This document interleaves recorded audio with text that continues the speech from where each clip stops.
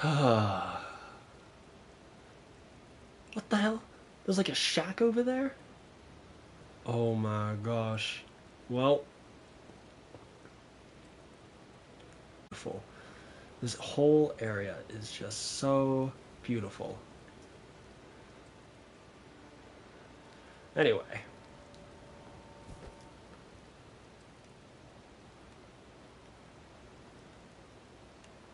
Oh, oh, oh, oh, oh.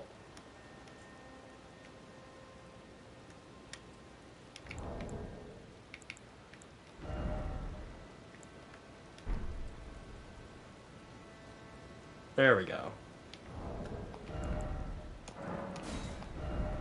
It can be 10 years to find all my equipment. I need to just put all of this stuff in like the item box. But I like keeping it on me because it doesn't affect my inventory. It's like I can carry items now. It doesn't affect my weight. Oh, wrong armor. It doesn't like, you know, it's not like, oh, you can only carry a certain number of... You can only carry a certain amount of things. It's like, oh my god, I can carry stuff. I can keep an inventory. That's awesome. Make sure I don't backstep off a cliff. Anyway. So, we've explored this area. I did a little reconnaissance here.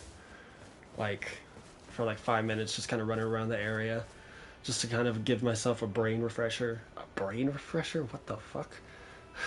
To give myself a refresher of what we did in this area. And all we really found was that asshole over there and a dungeon.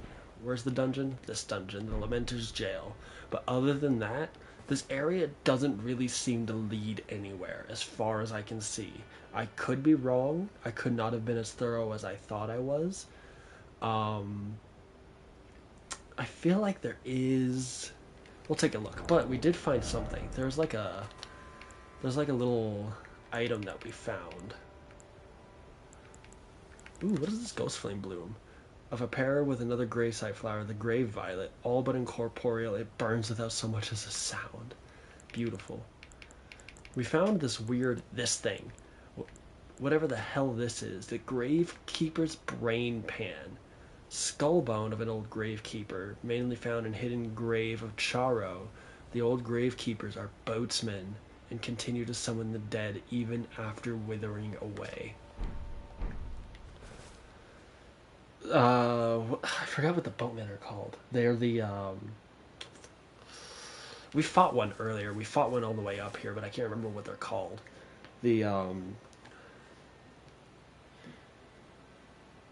what is it that... What does he warn us about? What does D warn us about? I don't remember what they're called. The boatmen. It's a skull of a boatman. And we found it kind of like over in the side over there. There's like a little side path. There's another one of those little furnace men. Furnace golems at the bottom of that, underneath you, that tries to hit you for some reason. I don't know why he aggroes. But we found it over there somewhere. And other than that, we haven't found anything else in this area. Despite how large it is. That's one of the things that really just kind of like gets me about this game. And it seems more prominent in the DLC, how there's so much. The world we are in is expansive. Everything is massive.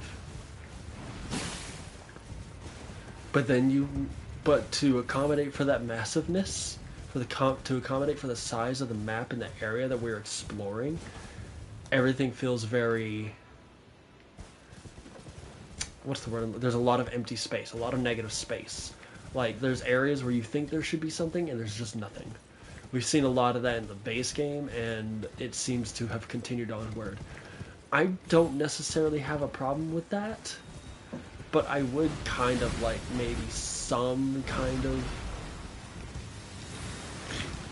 semblance of a reward, even if it is just like an extra rare crafting item or something like that.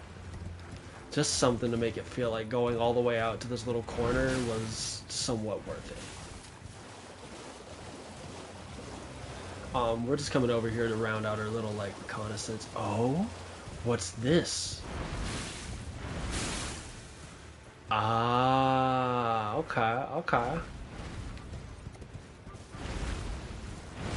Okay.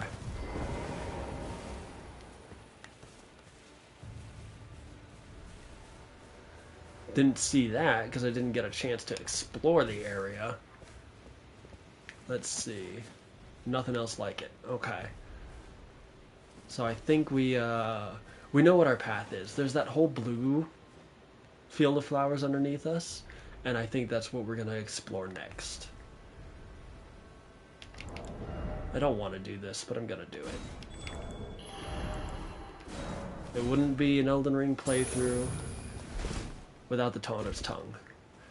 And it also wouldn't be an Apollo playthrough without added unnecessary difficulty.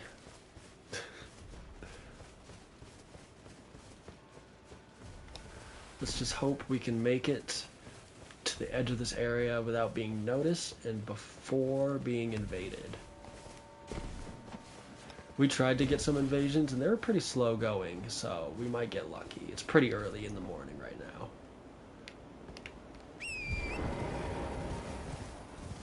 But it is also a Saturday. Okay. Oh. It's just a skull. Got it. Okay.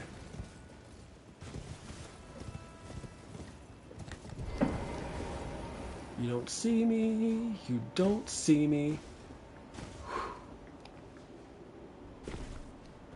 Oh, this is gonna be fun. So yes, this area here, down here, this is our goal. Explore all of this, hopefully find a damn map of some kind. But we'll see. I don't like jumping on these things without torrent, but with this one in particular, because of its verticality and lack of surface area, this is really a ghost. I feel like going with torrent would be a bad idea. This is just one giant staircase of gravestones.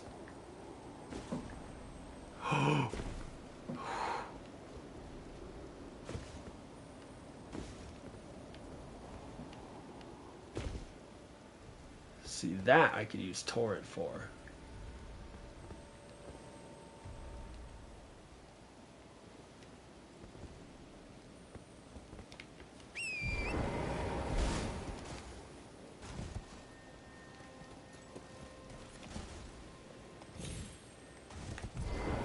Nice. Awesome. This area is beautiful. Okay, before we get ahead of ourselves and actually start exploring, we need to grab the Site of Grace. Otherwise, I'm going to be very annoyed when we die and have to do all of that again.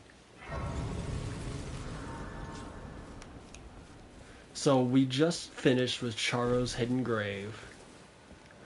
I feel like it genuinely feels like we missed something in the area though, because there was so much space, so much area.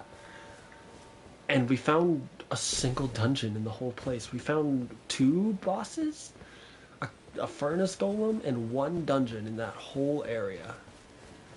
But other than that, there was nothing. Absolutely nothing. And that blows my mind. But that's okay. We have all this to explore.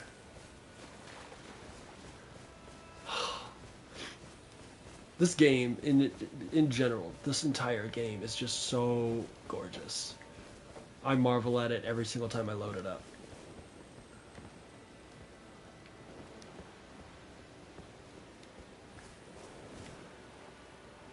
You know what this gives me? Like, you know what this reminds me of? This gives me very, very strong, like, Ash Lake vibes. There weren't any giant crabs in Dark Souls 1, but I'm looking at this right here, and that's a dungeon right there. That's a boss. Not a dungeon, but a boss. But I get like very heavy vibes of Ash Lake. Like as I'm looking at this, as I'm looking at that crab who's staring at me, as I stare at him and he's staring at me, I'm expecting like a hydra to just come soaring through the air just by me standing here. That's what this area makes me think of, is Ash Lake. Another beautiful area, an area that I never really got to fully appreciate because I didn't explore it enough. I've been there before, and I've gotten the Dragon Tail, joined the Dragon Company. I remember when I got to Blighttown for my first playthrough, I was like, I just want to get through this area. This place is a nightmare. It's miserable. I hate it here. I just want to get out. Uh, and it took maybe about another year before I ever actually explored Ash Lake. But this is great. If we come through here, this will lead me to another furnace golem, I believe. I'm scared to proceed. Scared to proceed. What the fuck is that? Is that Bach? Oh no, it's another one of you.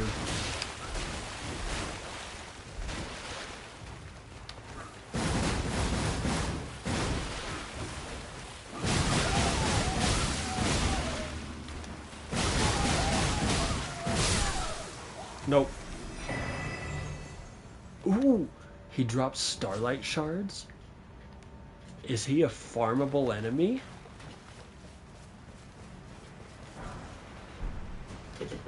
Because if we could farm starlight shards now, that would be amazing. Watch it not be a guaranteed drop. Oh, where do I want to go? Okay. Okay.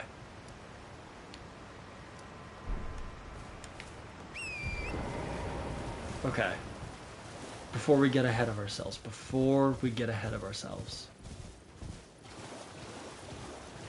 There's so much I want to do, so much I want to see. Also, we are officially on Night Rain release. Elden Ring Night Rain.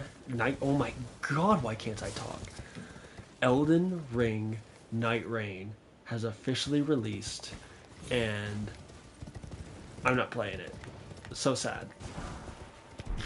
Not playing it because it's not really like a priority right now, but also like I'm way behind on this DLC. I'm way behind on this video game. Way behind. Way behind. I don't feel right touching Elden Ring Night Rain until I beat the DLC and beat the game again. Once we beat this playthrough, then maybe we'll jump in. Maybe we'll look into Night Rain because it looks like fun. It's Night Rain is literally the video game everyone has ever wanted, just a boss rush mode, and I bet it would be fantastic. So, that being said, this is our goal. Whatever the hell that is, that's our goal. Is the damn map. That's all we need. Is a damn map. But I think, before we get too ahead of ourselves,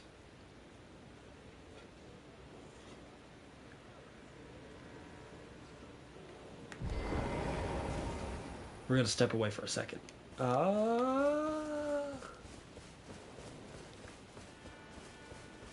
go over here.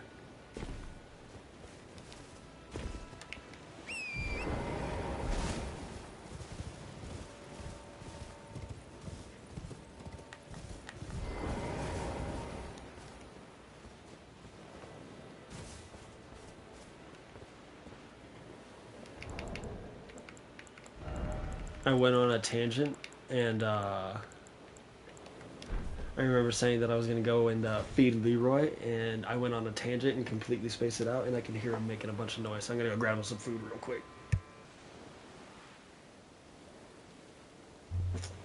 Came back just in time to get invaded. The tortoise is fed.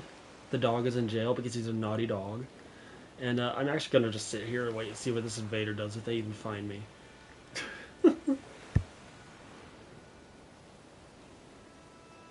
This is one of those, like, oh, my allergies. This is one of those things where you set this up to kind of fit. Oh, nope, never mind. They left. They don't want to play. Okay, bye, Peach.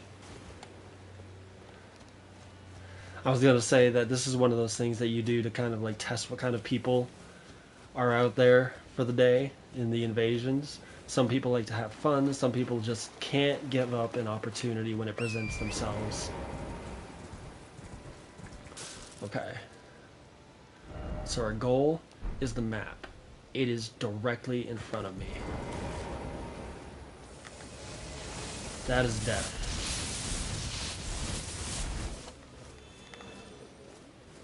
Okay.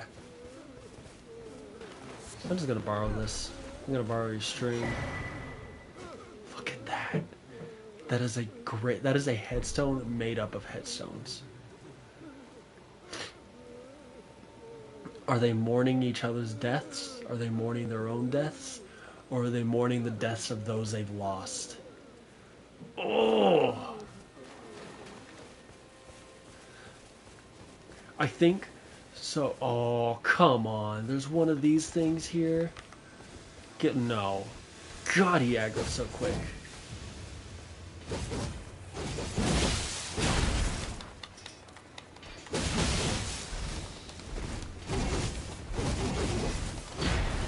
Ooh. Why is he running away? Get over here.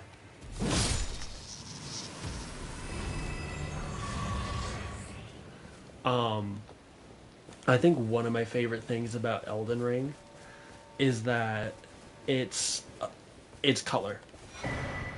Ooh, Gravekeeper's Cookbook is the color. The color of Elden Ring is beautiful, and the reason why that's one of my favorite distinctions about this game as compared to all of the other Souls games is that when you in all of the other Souls games, you are going into a, it's a bleak, dark, dank, like ruined. You're going into a ruined world. When you think of dark fantasy, you think of Elden Ring. It fits the bill 100%. Everything about it. But when you come into Elden Ring, it's different. There's just so much color. There's so much color, even in this ruined, decrepit, decaying world. Even in this ruined, decrepit, just war-ravaged alternate dimension. Nothing has changed. This world is just as messed up as the one that we left behind, the one that we came from. And it just... oh, I love it, I love it, I love it. The atmosphere of this game is just so, so good. Oh. Hello. Arthur. Ugh. I miss you, Artie. Spirit Grave Stone. Okay. Oh.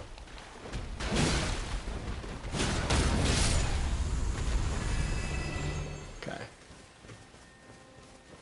So let's see. The goal is the map.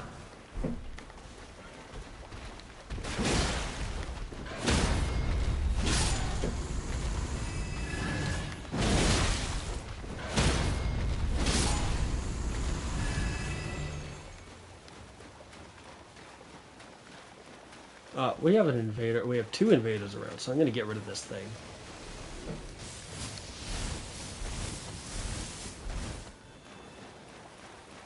Ooh, there's an item over here. Lost Ashes of War. Hello.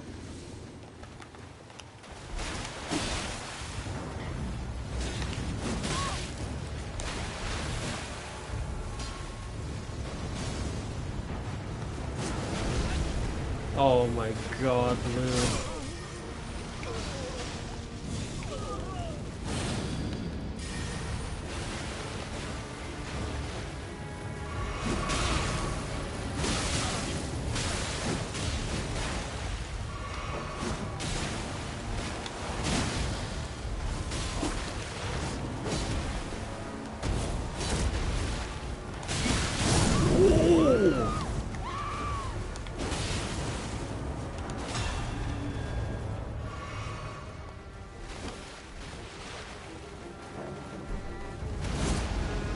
Okay, okay.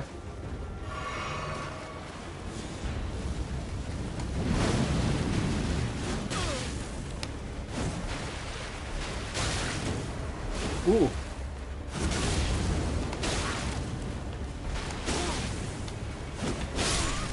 Oh, the latency.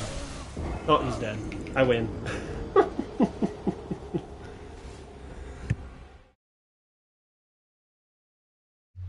Good fight. That was fun. Good stuff. That's what we love to see. That dude's pyromancy, though. That dude was built different. That fireball did like over 1,000 damage to the poor guy. And he just ate it straight in the back.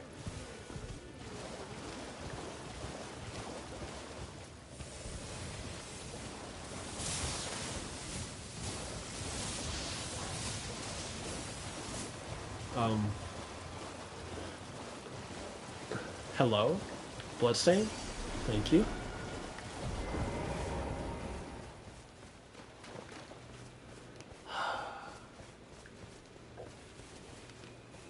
Hello. You guys are so cute.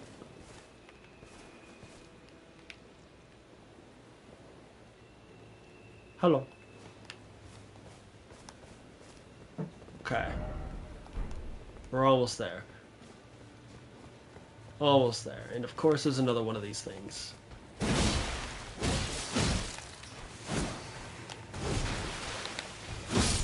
Die.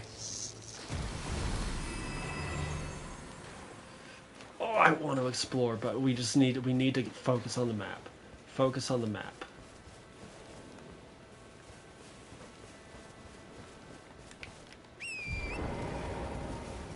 We can explore after we know where the hell we are.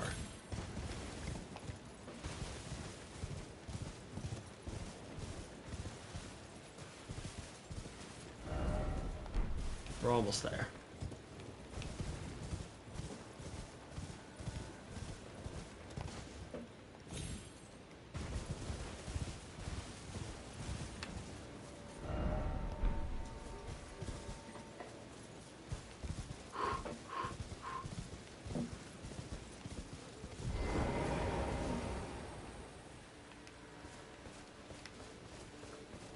Oh, color palette change, okay.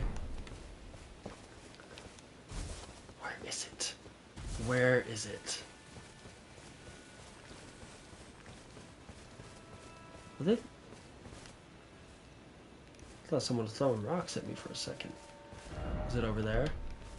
Is it directly in front of me? Is the light source showing me where to go?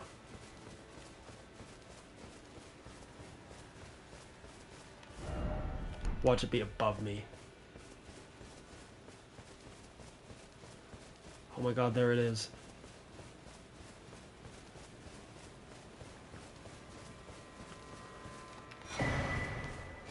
Oh my god, finally a sense of progress. It feels like it's been so long since we've seen one. Yeah. That's what we like to see.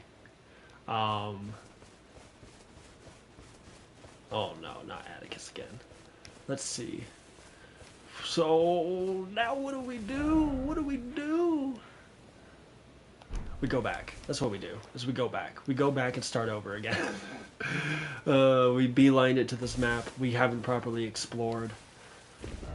I think, does that complete the map of the game? No, there's one more map all the way out here. What the hell is all of this? Oh, that's the Jagged Peak. Okay, okay.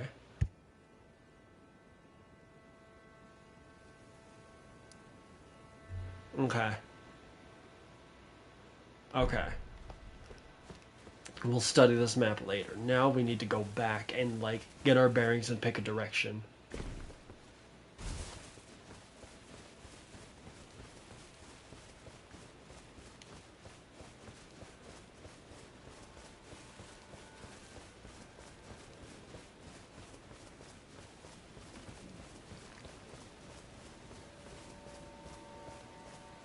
And Arthur has returned. Because there's a little, what the hell is that? Oh my gosh.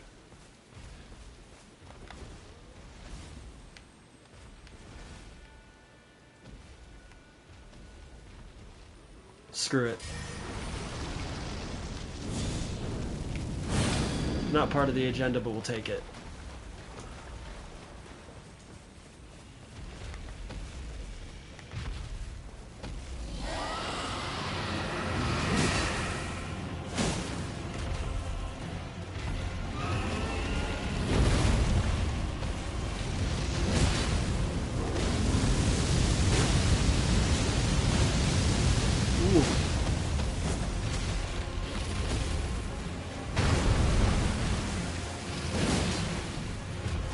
I forgot that they can do that.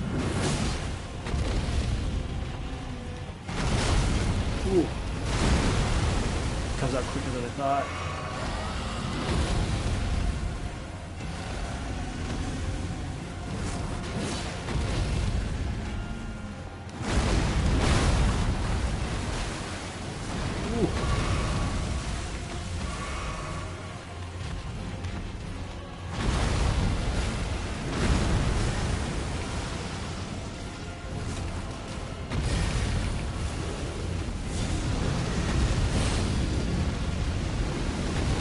Oh, the Ghost Flames dragons are so cool.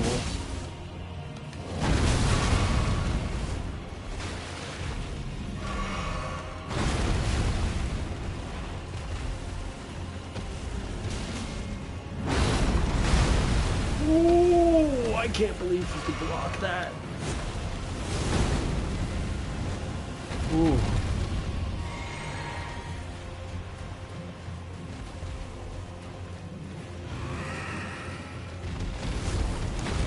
Who is he going after? I can't tell. I need him on me. Ooh.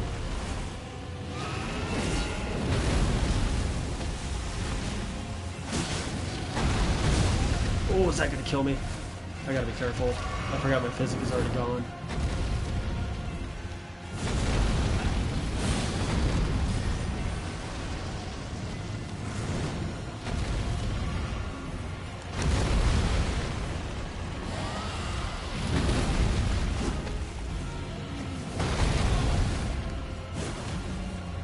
Oh my god, can I hit something, please?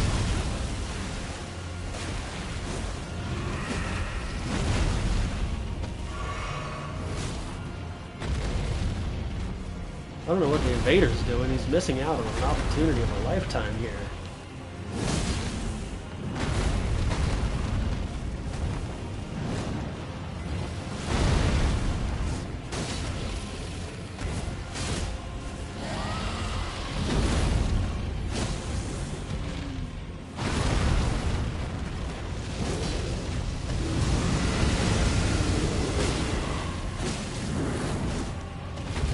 Oh my god, where did he go?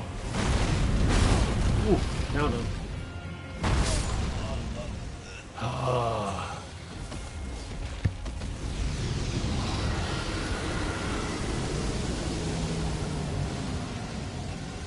Oh, I was dead anyway.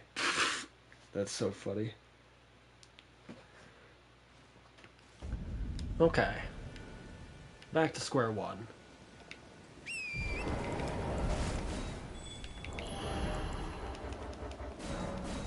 Now that we have a map, oh my gosh. It's so nice that we can like see what's going on. We can see things now. Oh my good golly gracious gosh.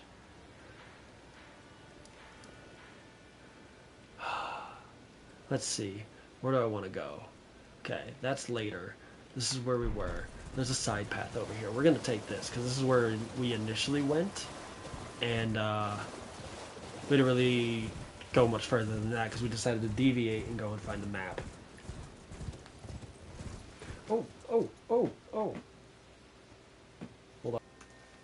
Shameless self-promotion. Don't even care. I'm pinning this.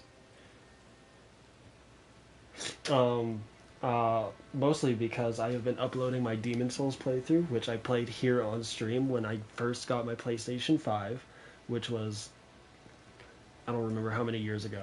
But the first game that I played on my PlayStation 5 was Demon Souls Remake, and because of Twitch's limitations on the amount of highlights we were allowed to have stored on our channels, unless you were a partner, I decided to take that playthrough and I decided to upload it on YouTube. So Demon Souls is on YouTube now. Just figured I'd throw that out there. And shameless self-promotion.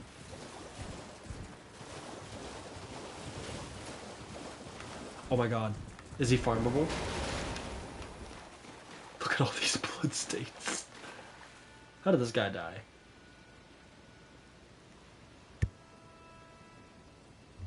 He died parry spamming. Got it. Oh, that's so brutal and unnecessary.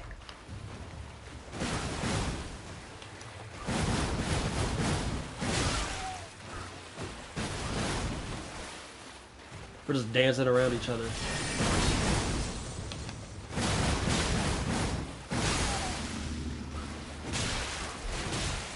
Ooh.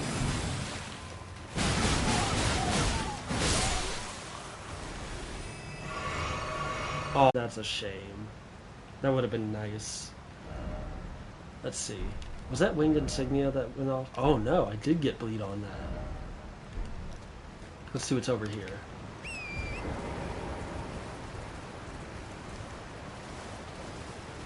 These guys seem very friendly. What the hell? What are you doing here?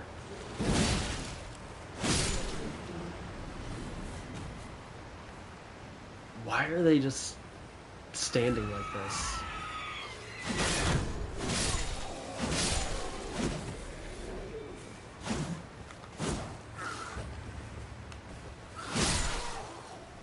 Those tiny ones will get you. Didn't even see them. Oh, that's why they're doing that. Okay. You go near them and then they just explode. Oh my gosh, do I need a lantern? I guess I need a lantern. Oh, I'm so excited. What are we going to see? What are we going to find?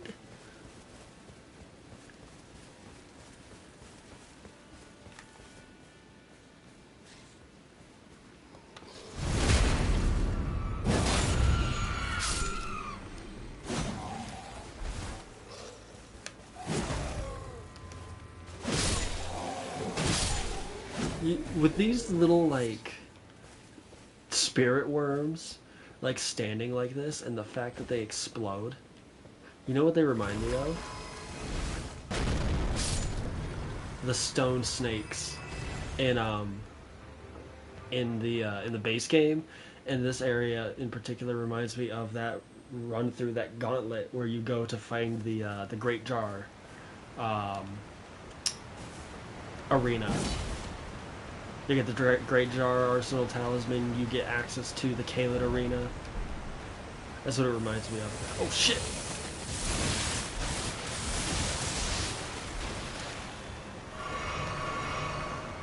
Was not paying attention.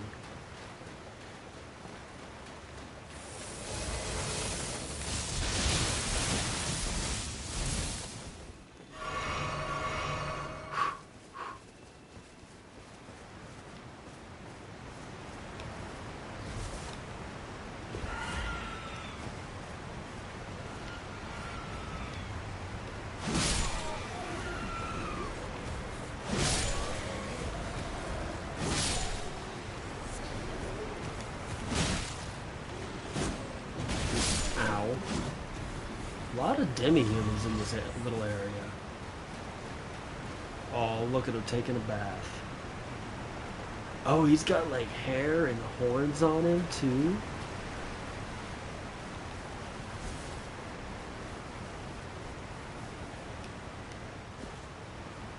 It's a little horny tortoise. Anyway.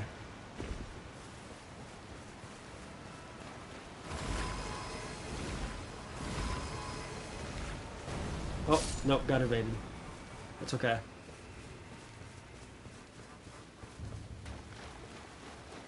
Perfect timing. Hello, my friend.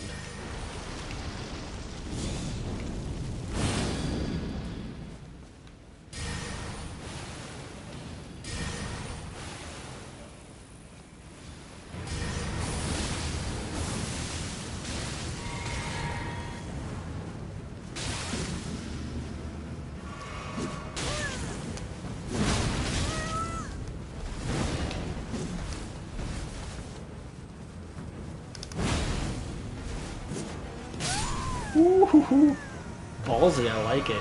Got a big weapon, just swing it. Don't bother rolling. I'm a fan. I am a fan, that's for sure. We got a stake America, though, so I'm not too concerned.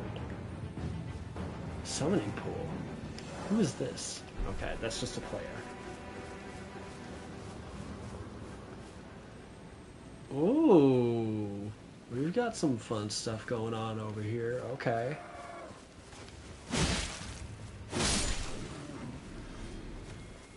Okay.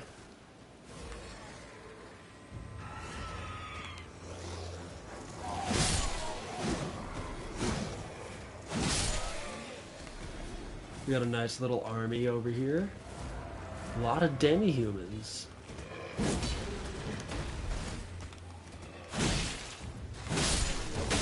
Oh.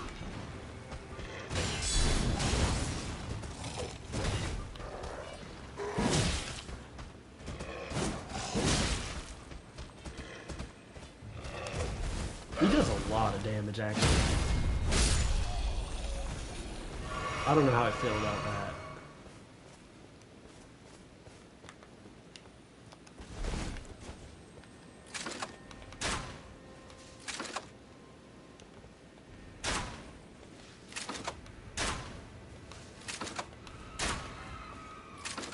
Really?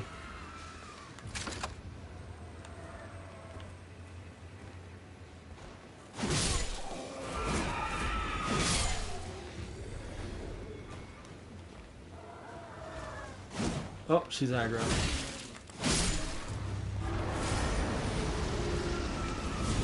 Demi-human Queen Mariga.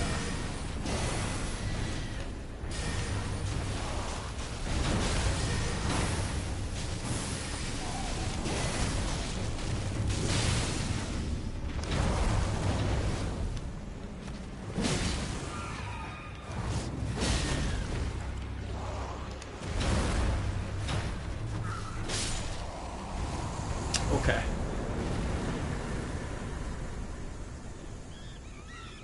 Oh, ooh, a Starline sword? We got a cool weapon.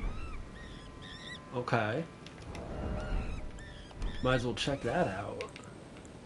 Oh, look at the... That's so sad, actually. It's actually really sad. They even make, like, little squeaking sounds, too. Let's see. It kind of looked like a katana. Yeah, it is.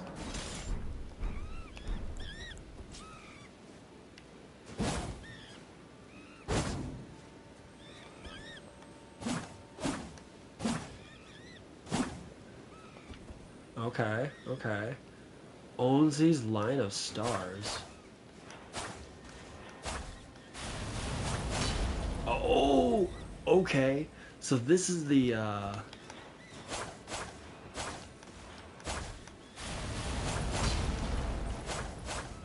This is the, what do you call them? What do you call them? The little demi-human, the one that we fight, like the one that we fought earlier. This is their weapon. How much intelligence do you need? 21. I don't think I have a way to get 21 intelligence. We'll have to take a look at it another time. Let's take a look. Let's see. And it causes bleed buildup. Awesome. Where is... There we go. Sword encrusted with a line of stars, fashioned with small pieces of crude glint stone. Weapon of the demi-human swordsman. When bestowed with this weapon by their queen, the swordsmen swear to find the truth that lies at the end of the procession of stars. Really? This skill, named after a demi-human sword master, imbues sorcerer's energy into lined glintstones and executes a slash attack. Repeated inputs allow for up to 2 follow-up attacks, each dealing greater damage than the last. Okay. Okay. That's definitely a weapon that people will love spamming the Art of War with. Ash of War. That's a skill that people are going to definitely love spamming. Your queen is dead. You don't have to be aggressive.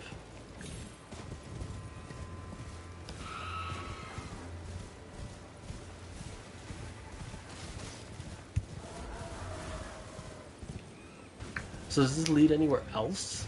That's my next question. Like, if I go over here, is the water going to kill me? Okay. Let's see. This message answers some of my questions.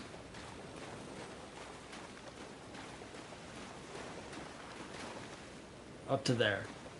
It's as far as we can go.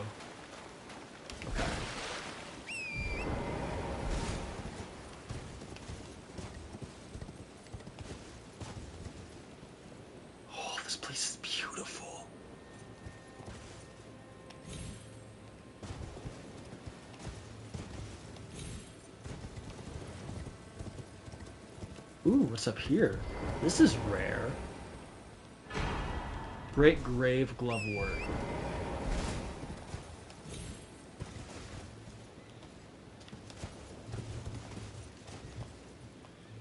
Uh-oh.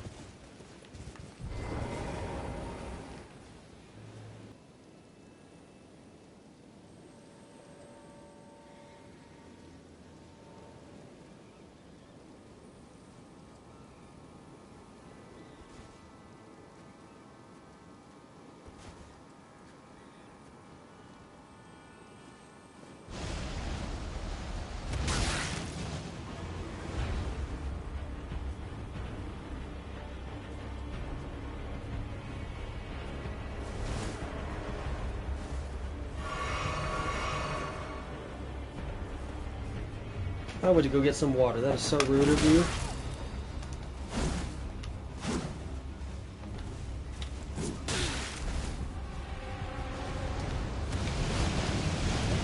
Ooh, that's cool.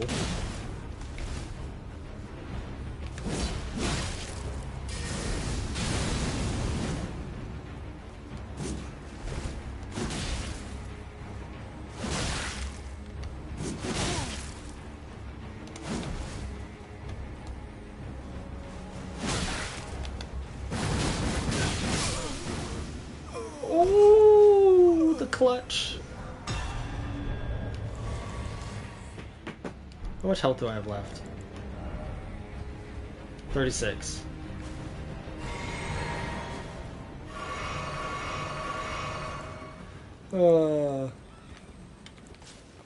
I heard like a weird noise, so I was wondering what it was. I think it was just one of the neighbors. I went to go check on it, decided to get some water.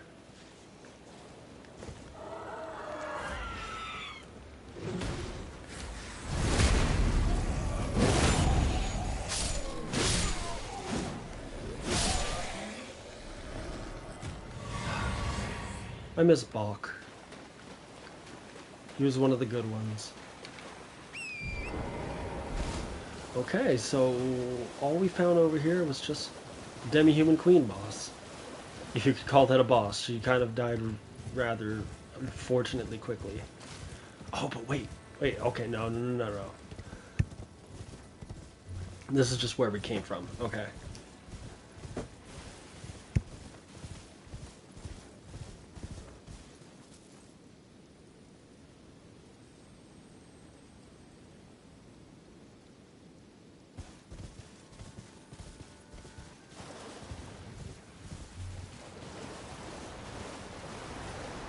I'm surprised there's no, like, secret caverns or anything.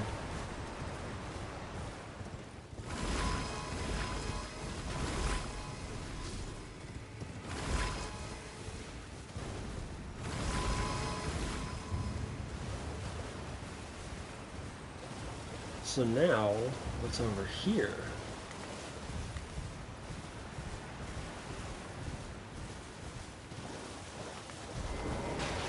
Any secret goodies? More demi-humans, perhaps?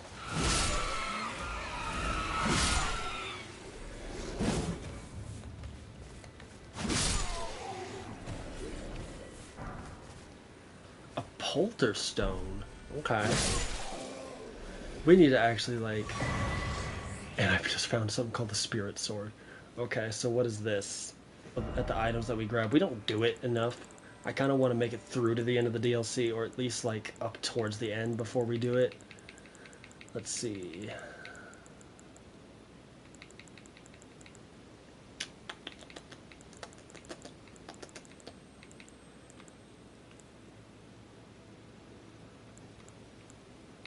So, it's not that. Is it this one? So it is a curved sword. Sharp blade sculpted into a twisted shape, a sword that has seen many years of use in the gravesite, said to serve as a medium for communion with spirits. You need how much intelligence to use this? 16. Spin around, slashing foes while summoning vengeful spirits which chase down foes. Additional input allows for a follow-up attack.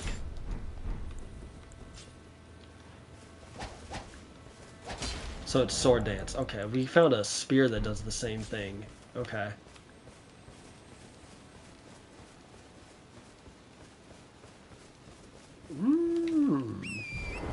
Well, that was a fun little journey adventure.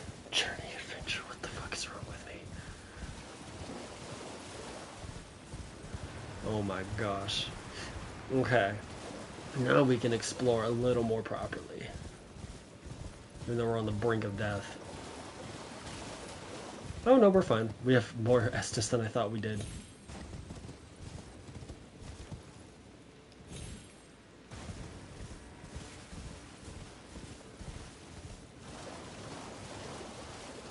Oh, where do we go next? Do we go back to where the dragon was? Well, okay, so yes and no. Obviously, we do kind of have to go back to where the dragon was. But I'm wondering if that's like our goal here.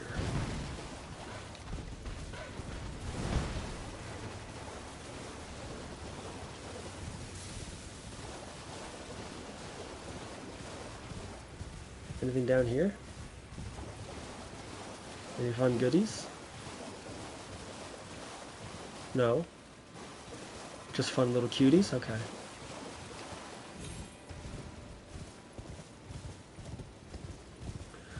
Ooh, ooh. Is there gonna be something up here? Yes, there is. Trash. I wanted to pick up the item, not read the message. Oh, that's actually kind of huge. Someone called it dung, but that's actually not a bad item to find.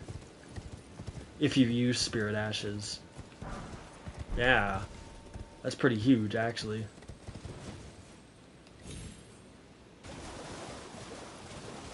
Alrighty.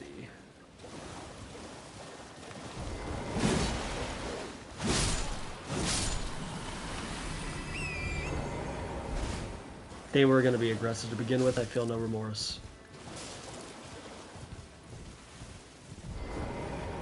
Oh, damn it. Just what I thought. Perfect timing, too. Right as we hit the fork in the road. So there's the dragon. And there's something down there. I think that is going to lead me to where I was talking about before, where there's a furnace golem kind of hiding out. Oh, hello. Hey!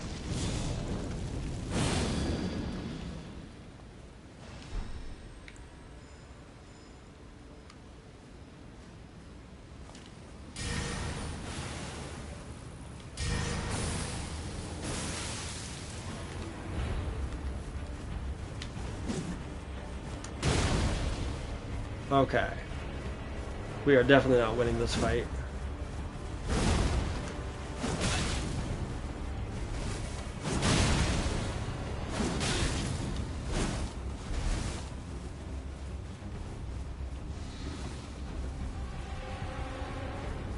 He knows it's the blue.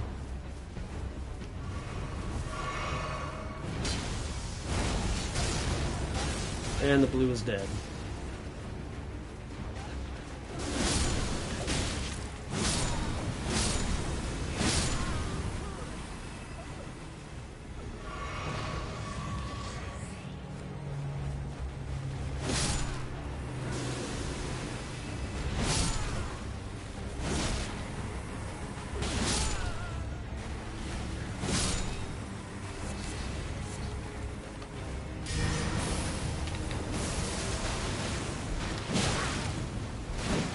Ooh.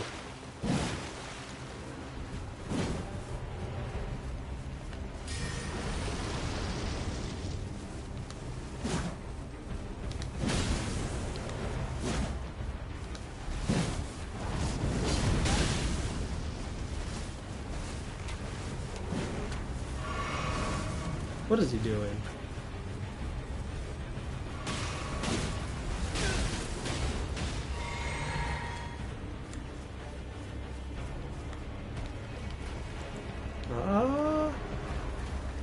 Okay, so that guy's just shooting sleep arrows. He's gonna keep the guy away from me unless something happens.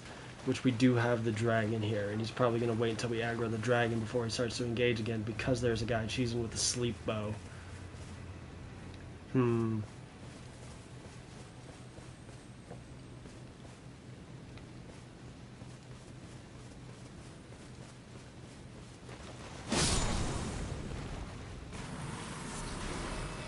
Deep purple lily. That's cool.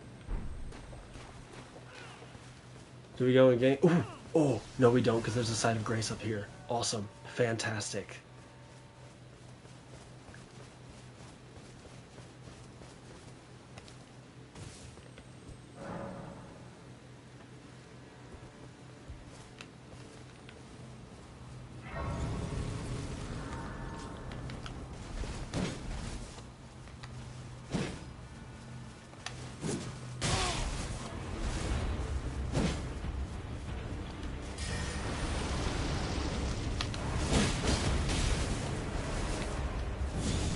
I'm dead here.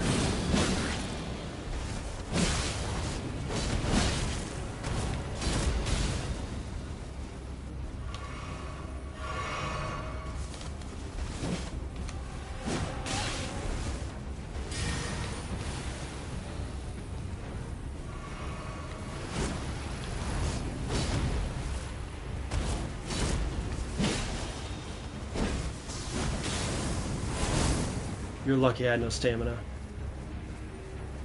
Nice try, though.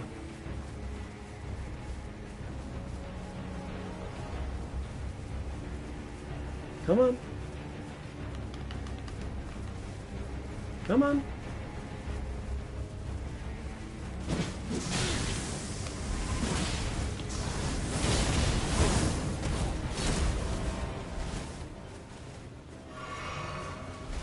That wasn't a backstab. I want a refund on that one.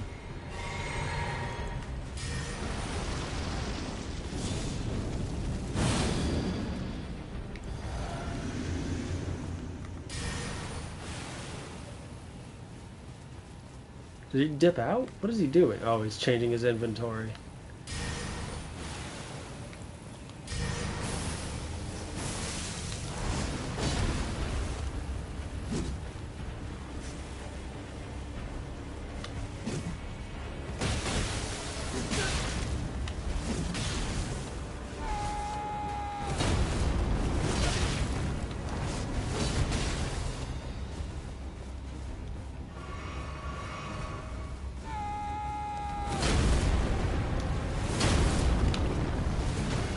What?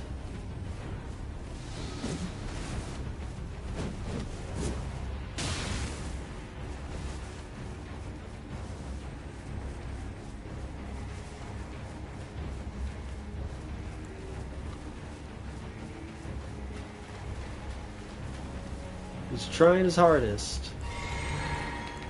He's trying his hardest.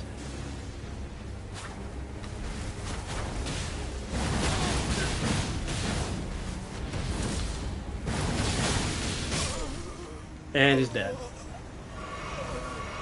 Good fight. I doubt that this guy's being annoying. Good fight.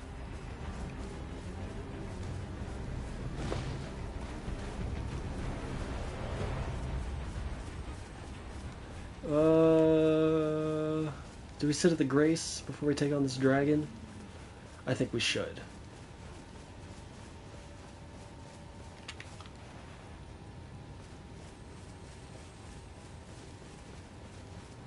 Is there anything over here?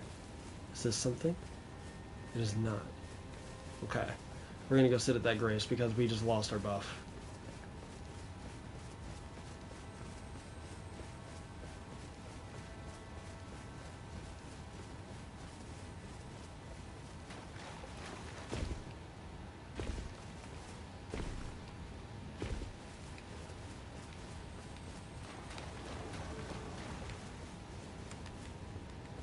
Oh, is he back? Oh, no, another person.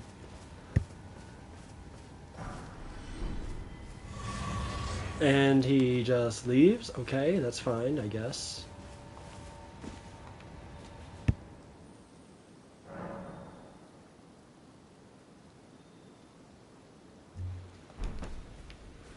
Okay. Now we come and deal with the dragon.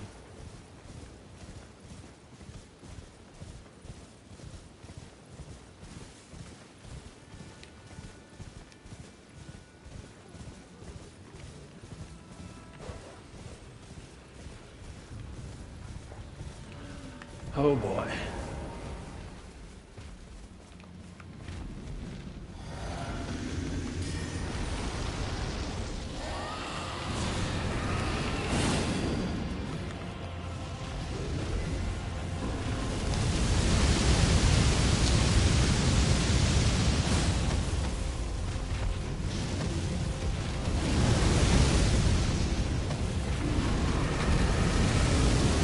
Oh my god, I didn't know that they could do that. Okay, that's cool.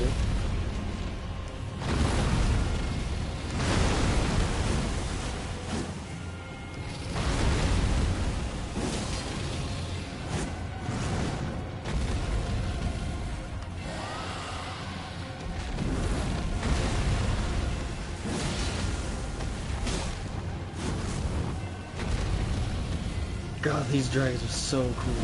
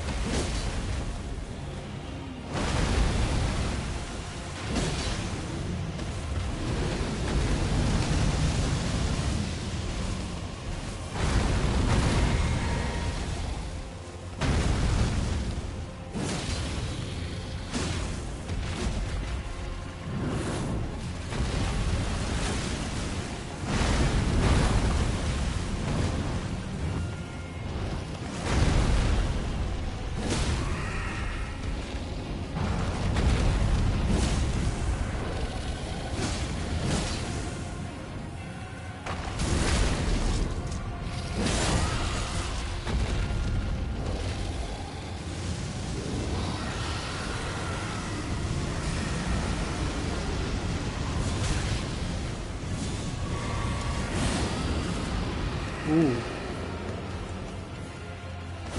What is this? Oh my god, he raises skeletons.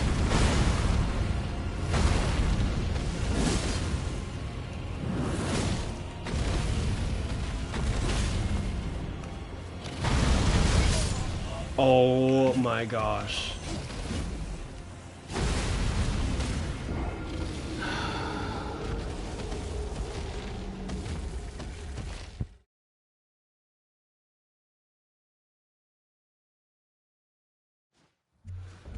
Just when I thought, I'm just sitting there thinking to myself, see, I got this. We had some problems with these dragons before. They're a little tough. They're really cool, but they're a little tough.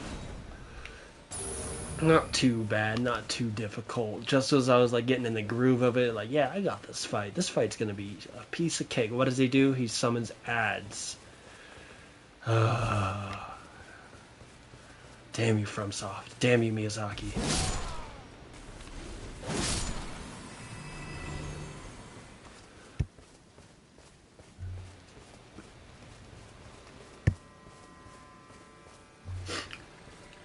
How do we make the boss harder? Summon ads. You rotten bastards.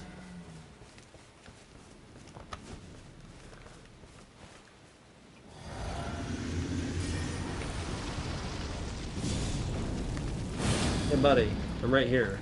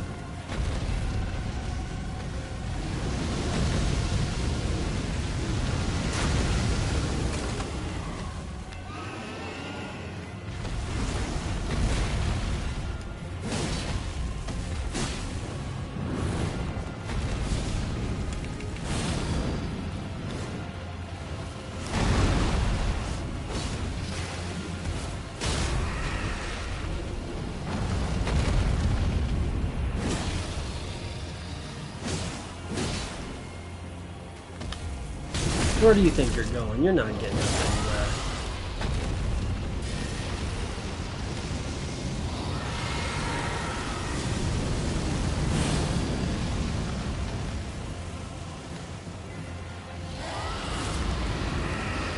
Okay.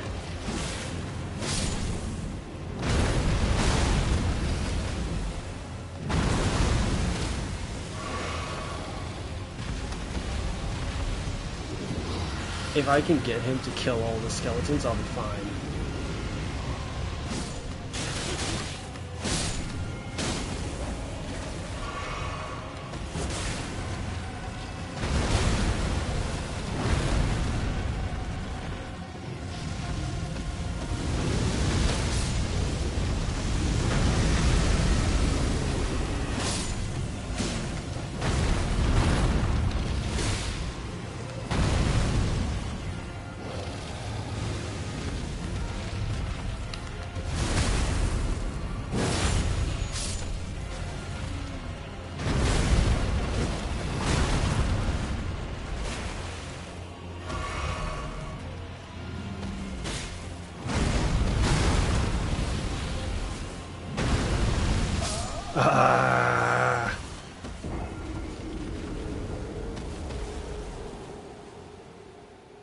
Of course, there's ones with bows too, and those bows hurt. Okay, not too bad. Actually, not all that bad. We got this. It's just the ads. It's just managing the ads. Just managing the ads.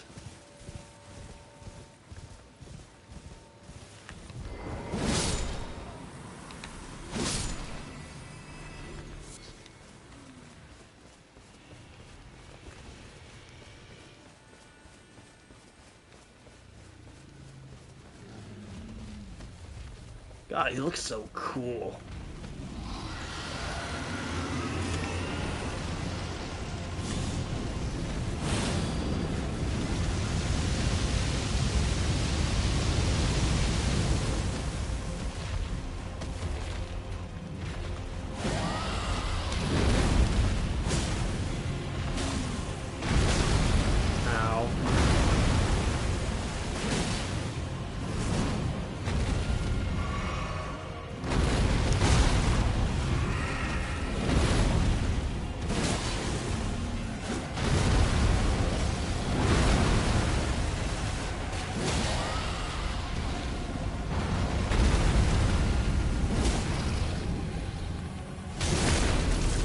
We're gonna get a little reset here.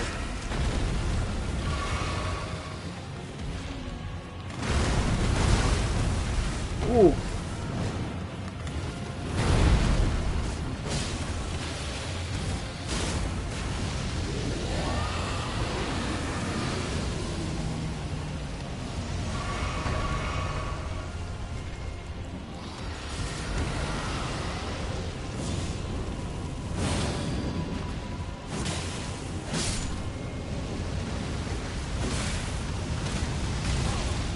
What hit me?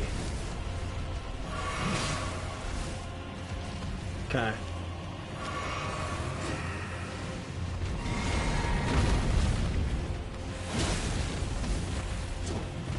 The dragon's really keeping the distance close.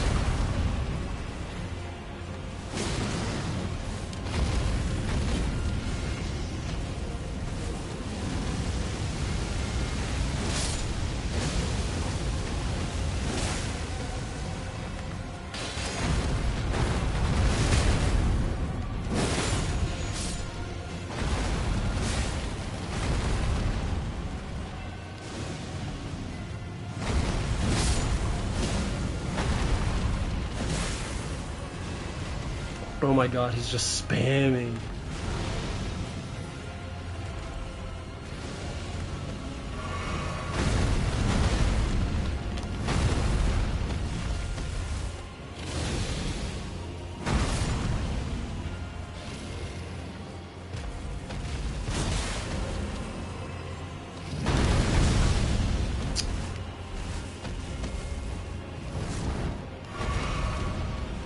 Ooh.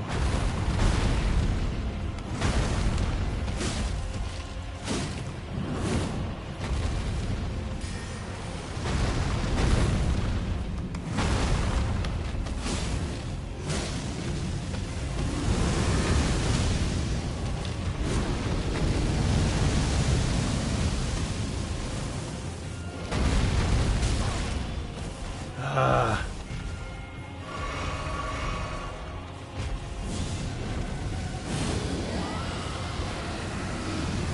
Oh, is he gonna summon more?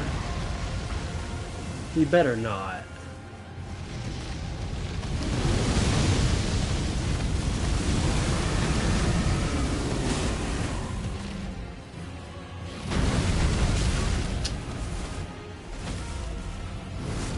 Oh my god, I can't see.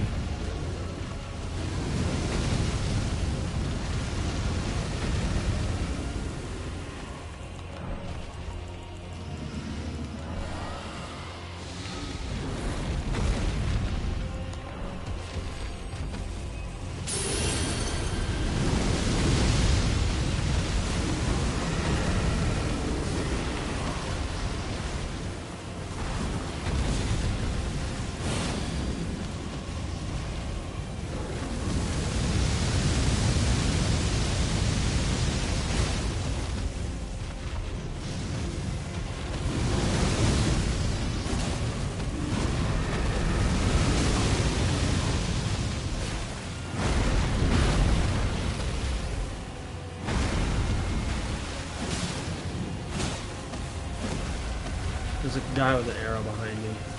Or with an arrow, with a bow.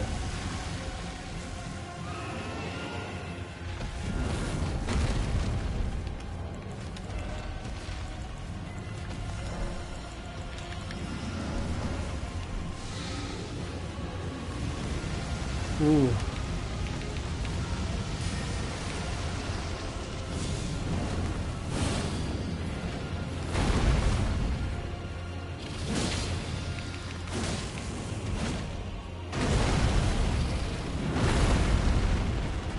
I can't hit him because of the thing.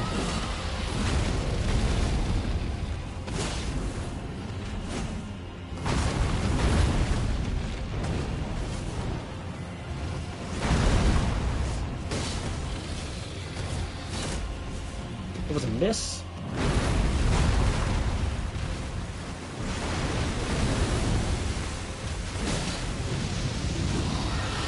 Oh no. It's gonna kill me.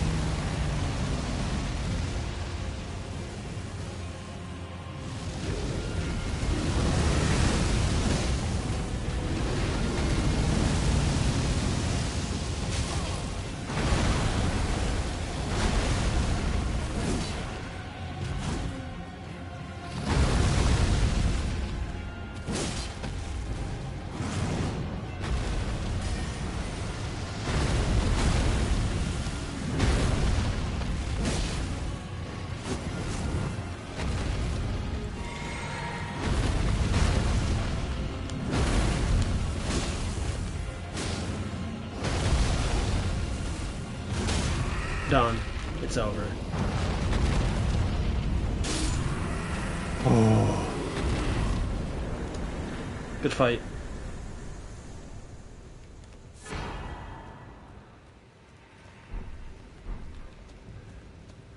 Oh boy, that was fun. I completely forgot to turn on the tongue the whole time. That's my bad. Oopsie daisy.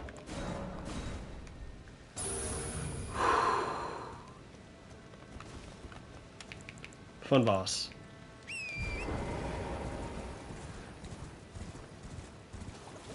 It's funny. It's like we've been struggling with those Ghost Flame Dragons the entire time, and then right as I finally get it down, what do? They put in ads. Oh my god, the skeletons are still alive. That's wild.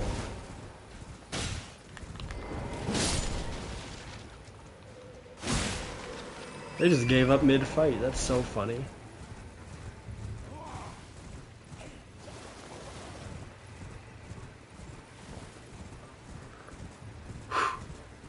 Now that nightmare's over with.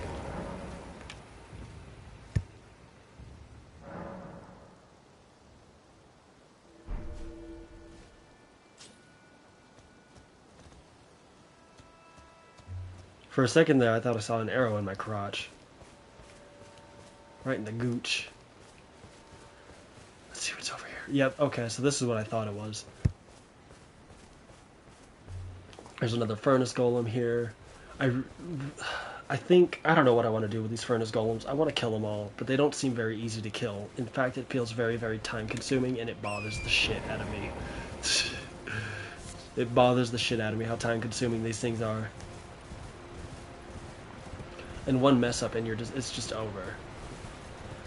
So how do I go about dealing? This area looks so beautiful. Where am I? Okay, so I see some stuff. I see some stuff. Okay. We're not gonna worry about the furnace golem. We're not even gonna bother trying. Oh no. We will stick to this little side area though. We're gonna see where this takes us. I smell a bear, maybe. Or a giant goat. Look how huge he is. Let me see his eyes. Can I see his eyes? Let me look at your eyes. Beautiful. You're a beautiful critter.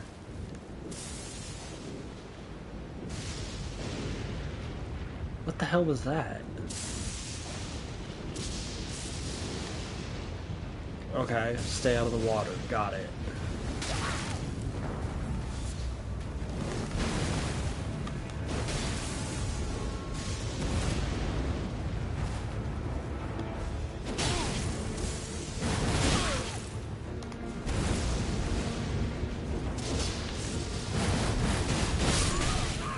Oh, okay.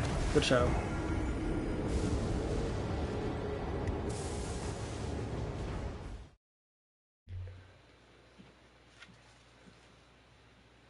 I guess.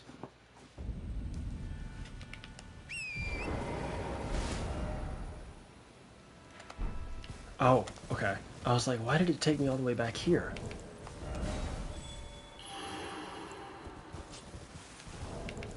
Oh, but now the golem's pathing is reset.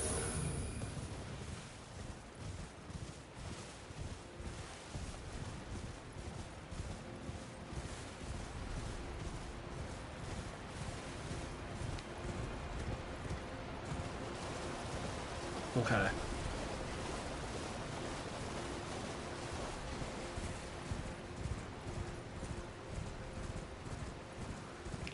Look at him rolling around having the time of his life.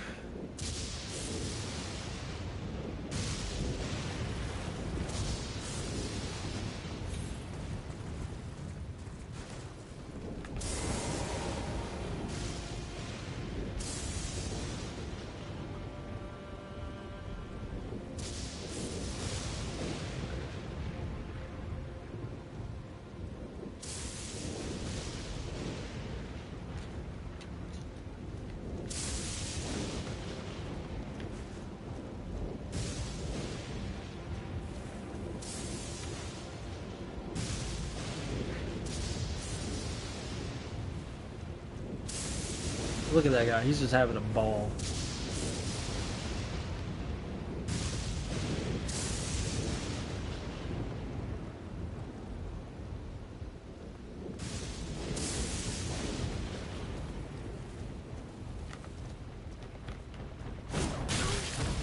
Ow.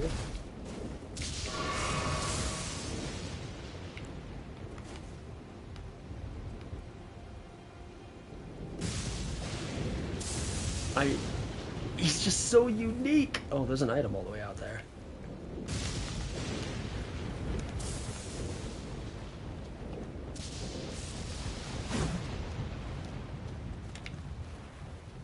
Oh my god, I got invaded.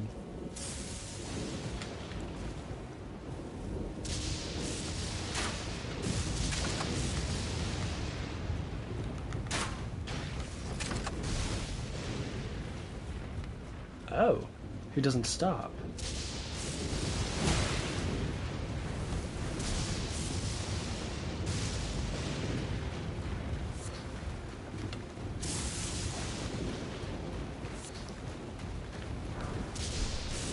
Lightning perfume bottle, awesome. Ow.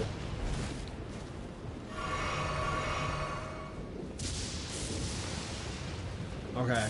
Should not be fighting an invader with that guy around.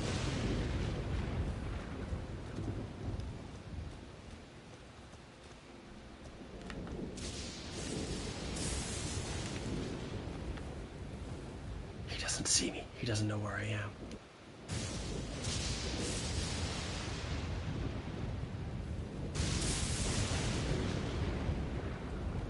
Mr. Roly-Poly over there is stuck on something.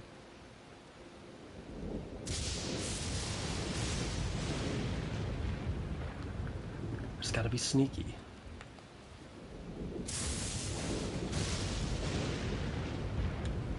Very sneaky.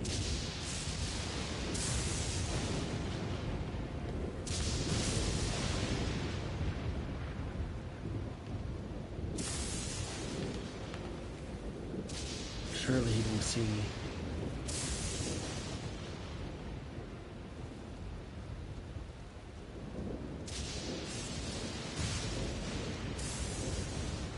Oh my god, the blue aggro the furnace golem.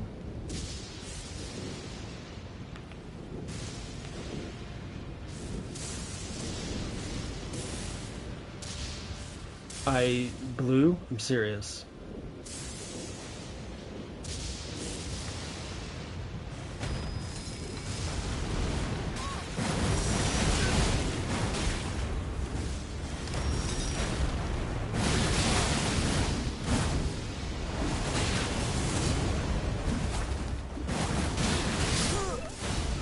That was fun. Poor guy.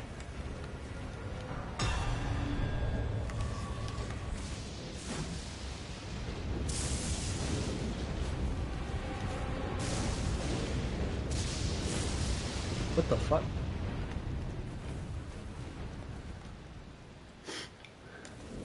We have to get something good out of killing that thing.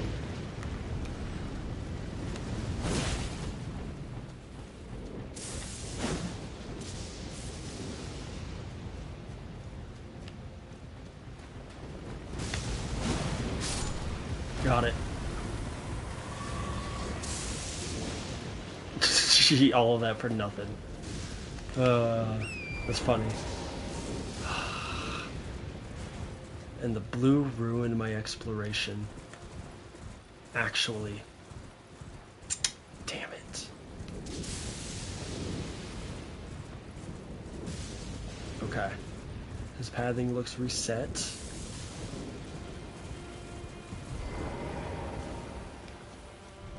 This is literally the worst time possible to be invaded. We're doing great for ourselves here. Oh.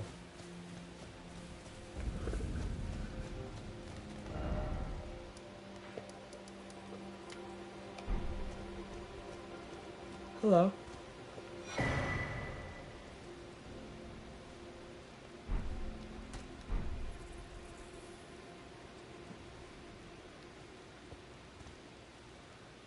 Is that all?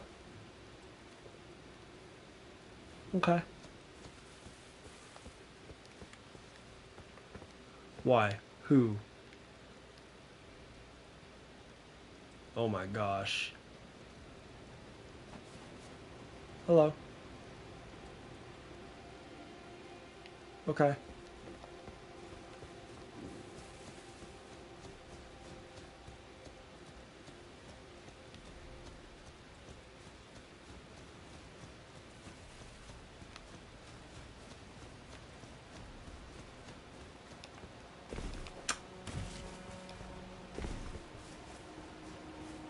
This is still part of the gray site plane.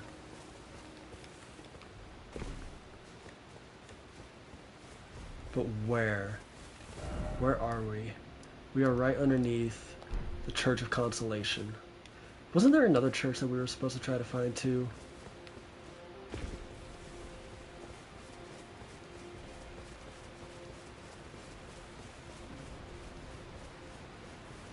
Oh shit. Oh shit. Oh shit. Oh shit. Oh shit. Oh shit.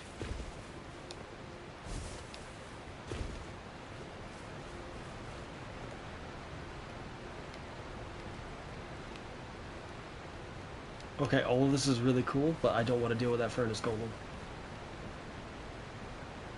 Okay. Invader needs to die. Got it.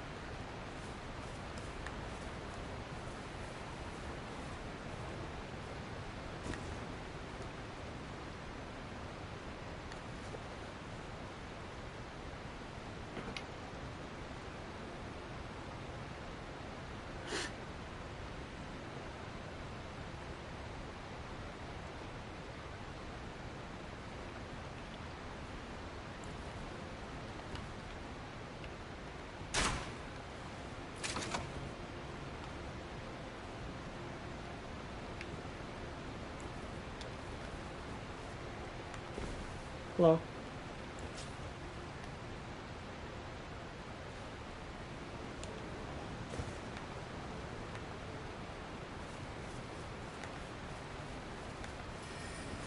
Hello.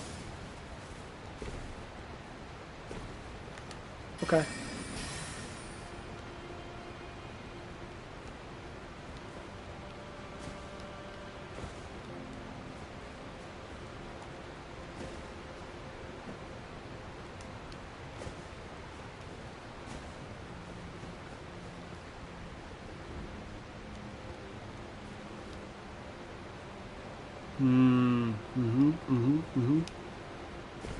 Oh. Okay. Red's gotta go.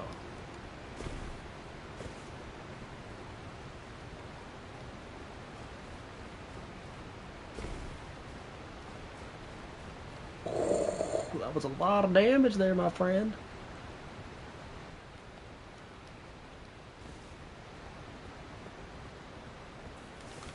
Good fight.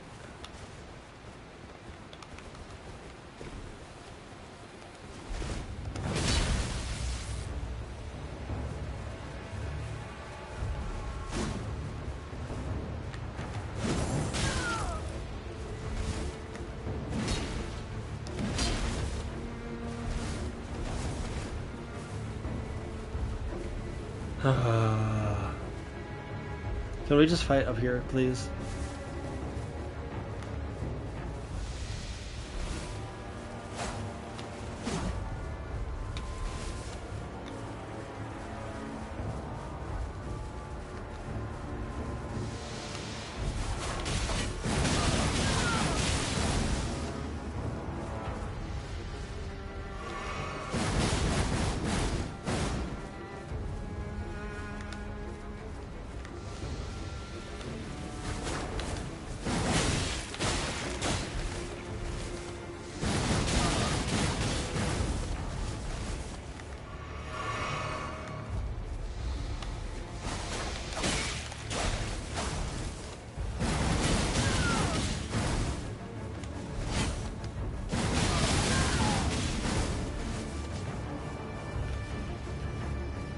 Oh my god, I can't sprint until I have full stamina. That's so annoying.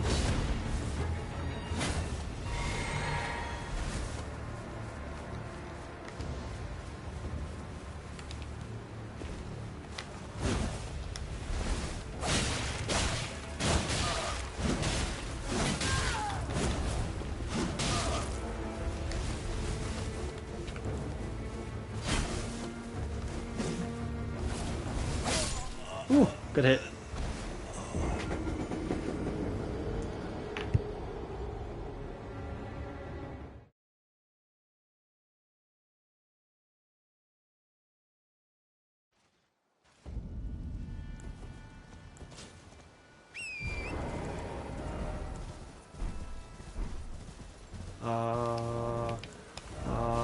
Okay. I almost don't want to turn on the invasions because it, like, blocks my progress of exploration, but we'll see.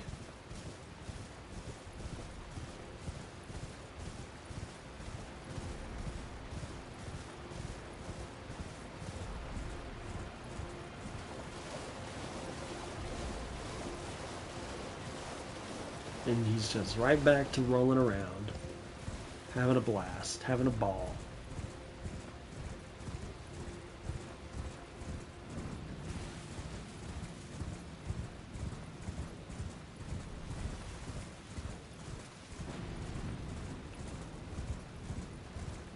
There's no way he aggroed to me.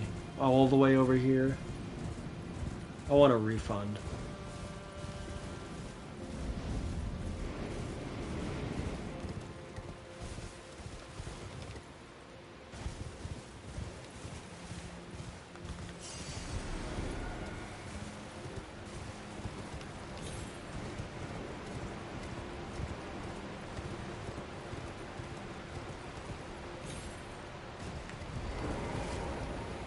Oh, let's see what's over here.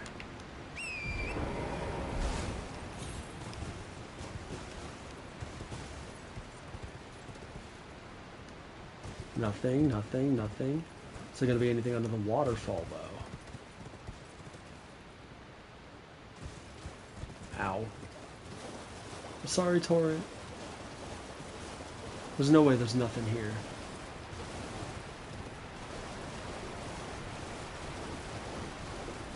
Well,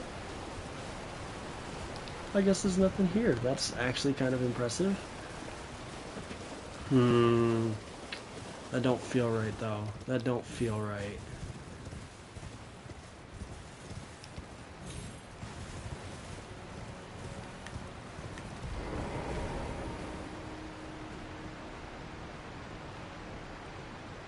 There's just nothing.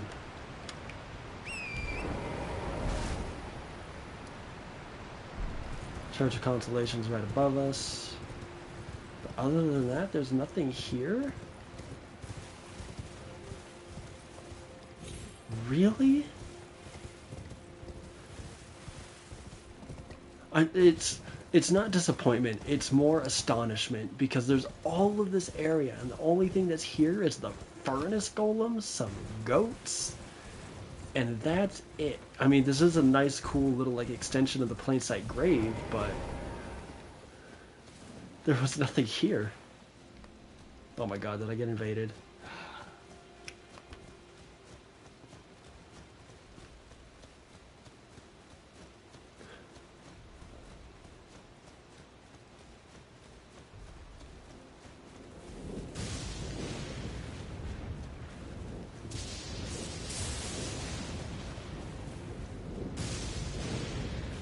And this is probably like one of my biggest griefs with Elden Ring, despite how much I love it and adore it and gush over it, is things like this. Like, other than that guy, there is nothing here. And there's a lot of things like that. I remember there's a little portal that you can take where you use an imbued stone sword key, and you use it and it teleports you to where there is a what do you call those things? A Crucible Knight, and you fight the Crucible Knight, but you get no reward out of it. I don't think you even get like a spell or a weapon or anything out of killing that Crucible Knight. It's just nothing. He's just there standing on a cliff, and that's it. And I remember seeing that. I remember doing that and thinking to myself, really? That's it? There's just so much of that in this game, and it kind of blows my mind, but it is what it is.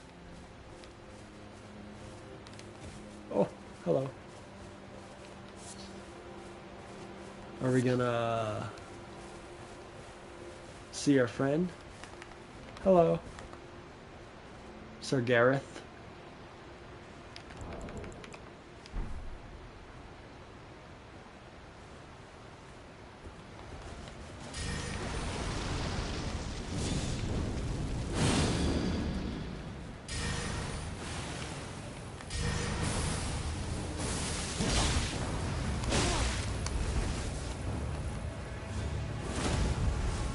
Ooh, that was cool. Aww.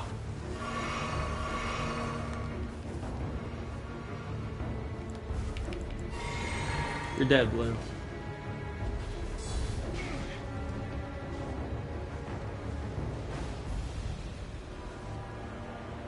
Hmm.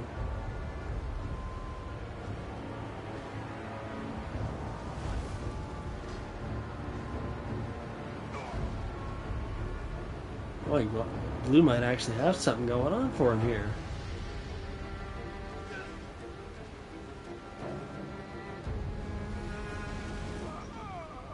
Oh. Oh. I'm impressed. He's sitting like he didn't even have to sweat. Good show.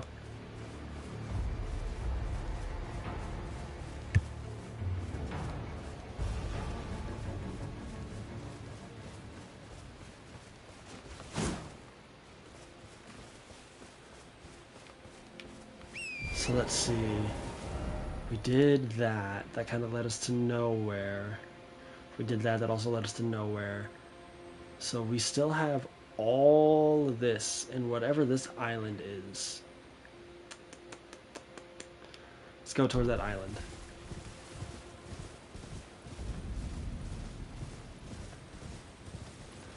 So I just want to kind of go straight ahead. Okay. There, I feel like I saw something. I feel like I saw something, and I like made a note of it, like a mental note of it, of like, oh, I need to go see what that is, and then I completely forgot what it was.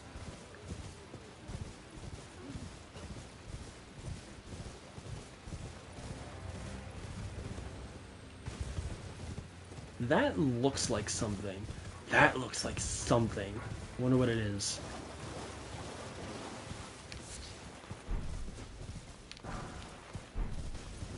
Ooh, okay, okay. I'm glad that they still pepper smithing stones around every now and again. Even though by now you should have the souls to just buy them all.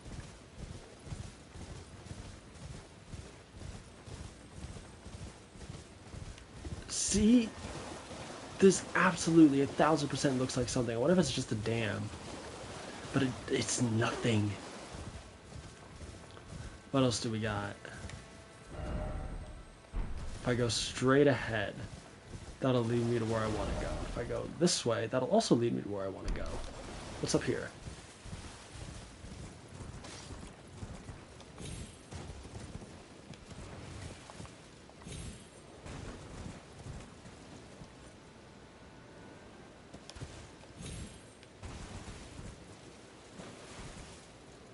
Ooh. Maybe there is something over there. Wonder what they're praying for. How do we get there? That's the question.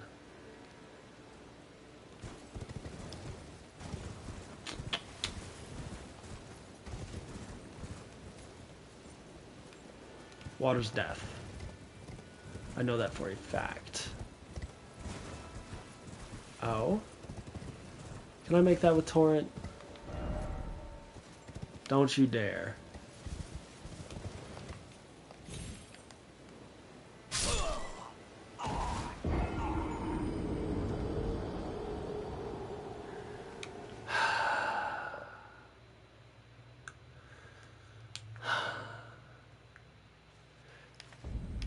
You tell me not to do something, there's a very good chance that I'm probably going to do it anyway.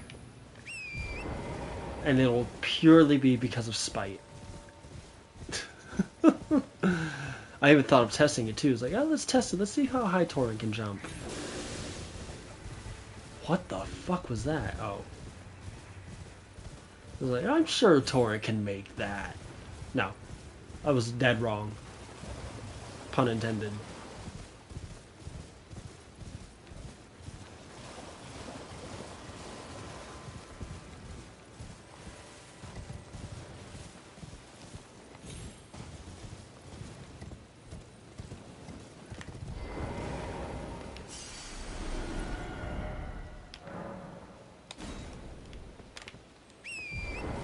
Screw you, guy.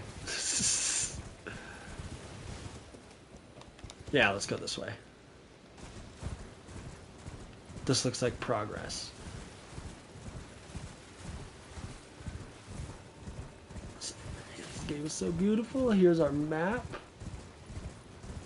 that we finally got after 10 years. 10,000 years. So where do we go? This way.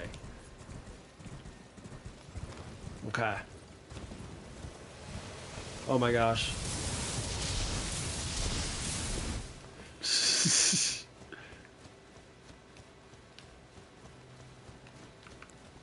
I'm gonna need more kukris.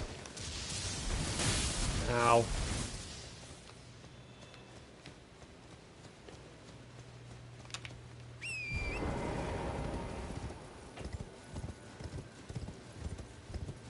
Really? Only a common? Glove for it. Yep. I figured it'd at least be rare. Ooh, I can't wait to see what's at the end of this. Watch it just be a whole lot of nothing. I don't know. There's a lot of these guys around.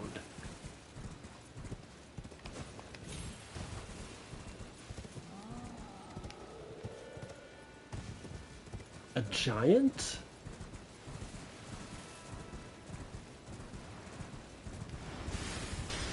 Oh my god, this is sleep pot. Ow.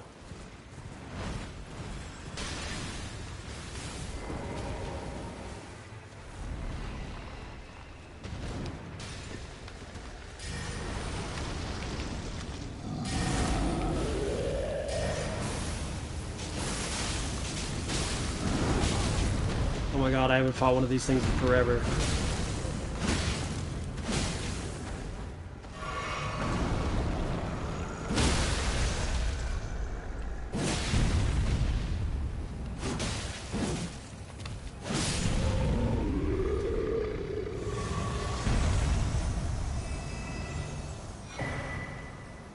Hefty cracked pot, nice.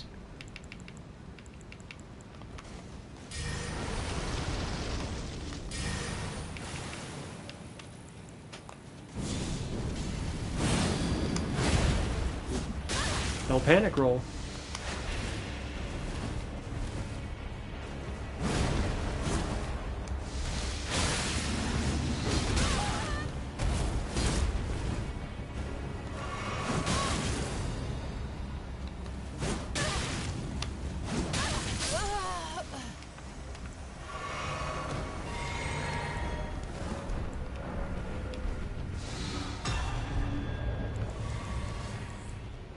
Unfortunate for you.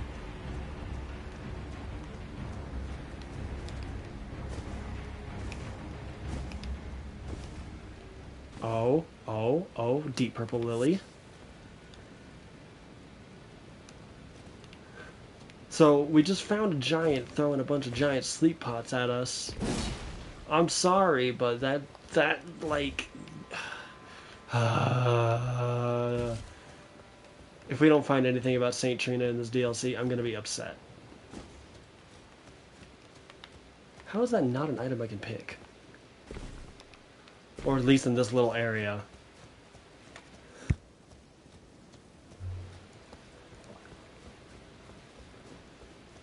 Ooh.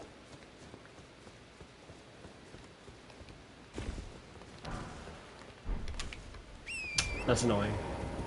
I'm not surprised, but it's still annoying. But there's still more.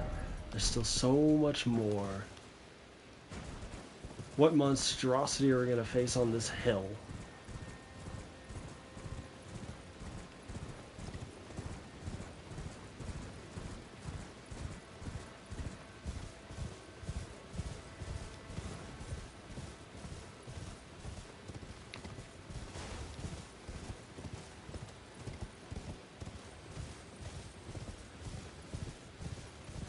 So gorgeous. What is this? Or are these just slimes?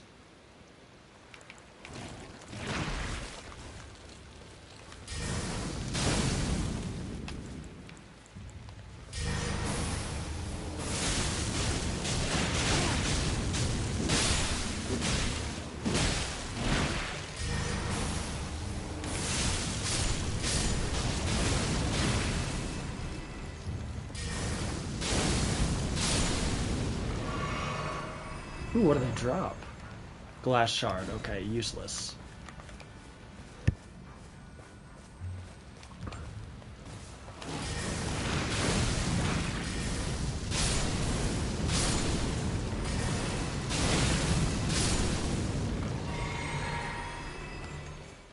Okay, we're seeing a bunch of slimes. I literally have nothing in terms of like trying to seek out and pinch out little bits of lore here and there. But there's a lot of them. And they're all like around this cliffside. It's almost as if they're watching and waiting for something.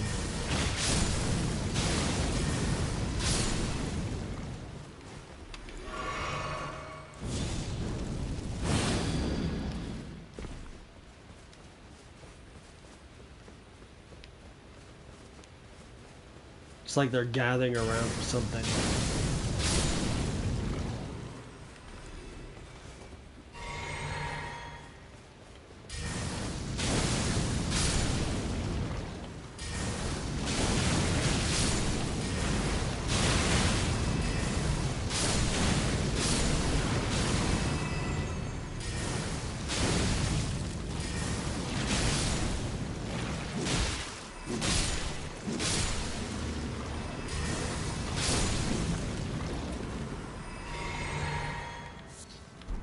Congealed putrescence.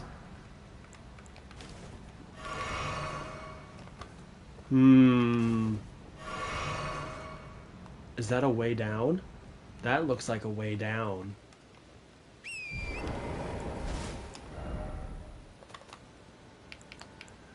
Where would I find congealed putrescence?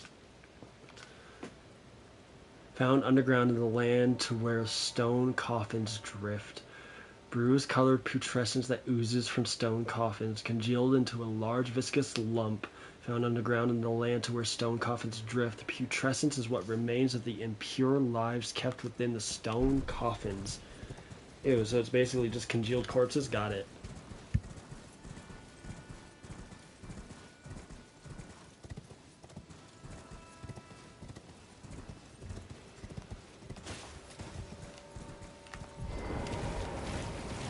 We really don't need to deal with all this.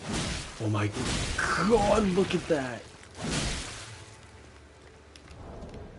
Look at the defense on those things. Saint Trina Disciples Cookbook.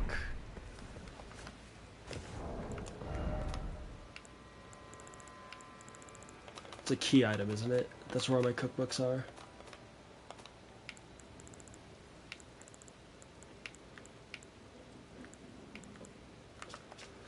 A record of crafting techniques left by a disciple who pursued the teachings of the Saint of Sleep. Yet what seemed a gentle sleep at first ripened into velvet. Eternal sleep grease? Drawstring eternal sleep grease.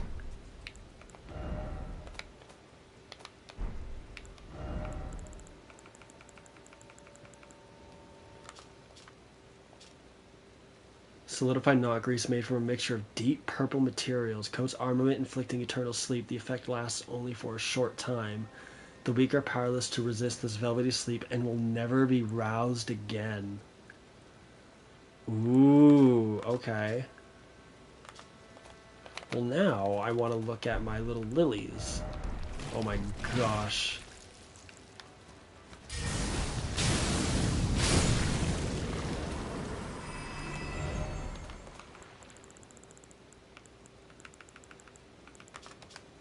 A deep purple water lily that is on the verge of wilting grows in the blue flower field at the coast. Like a syrupy poison, its nectar lulls the imbiber into sweet, velvety sleep. Okay, okay.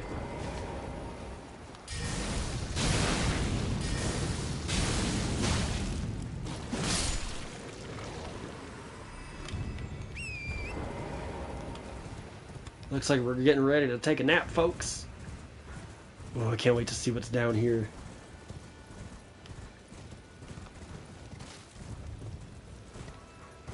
At least it wasn't nothing. Oh my god, where's this gonna take me? Look at all those slimes. Look at all those slimes on the wall. Okay.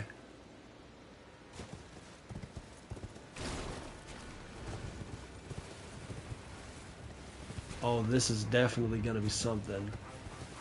Oh, this is gonna be something. It's gonna be a fucking nightmare is what it's gonna be.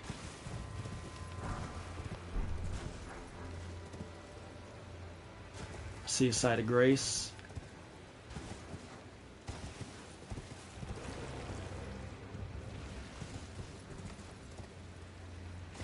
You know what that tells me? There's a boss ahead.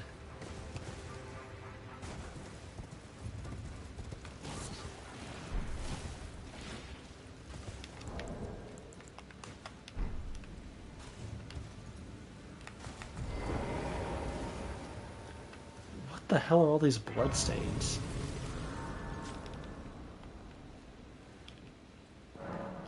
I need to go get more kukris at some point.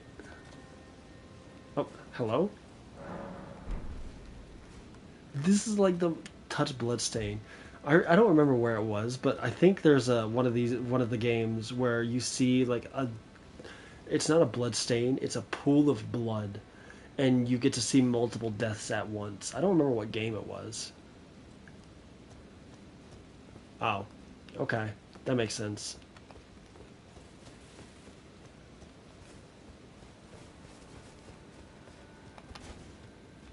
Oh boy, what nightmare are we gonna find under here?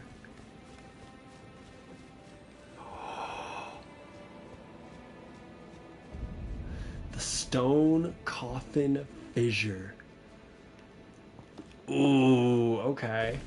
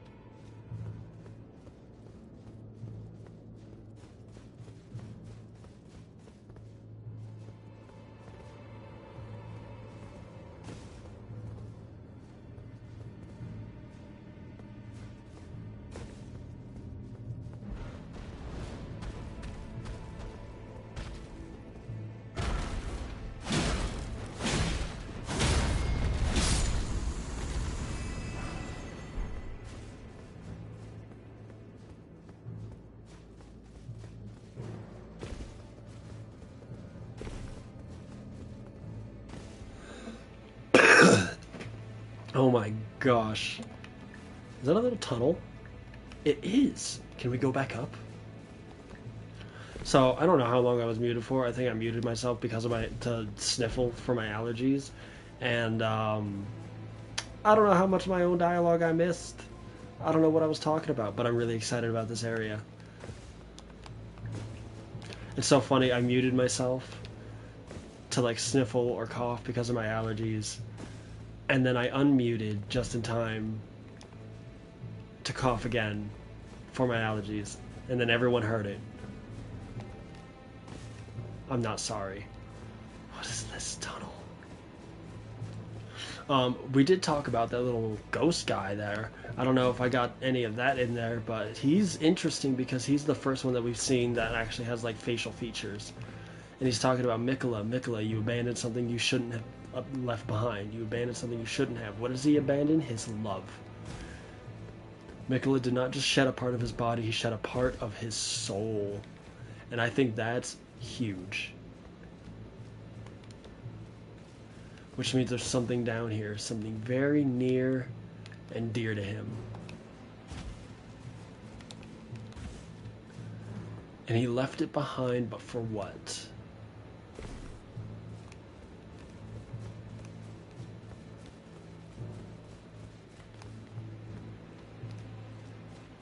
Alright. Yep. The Velvet Sword of Saint Trina. Nice.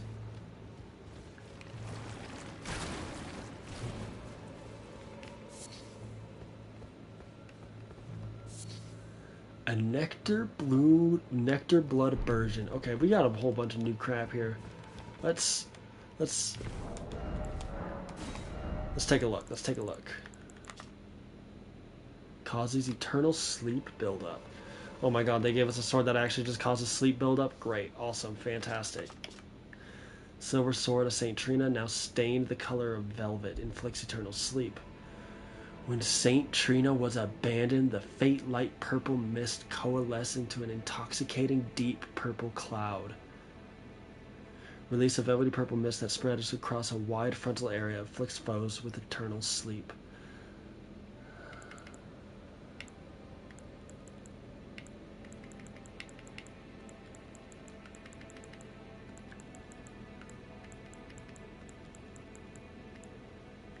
I could have sworn I had an actual sword of Saint Trina, but I could be wrong.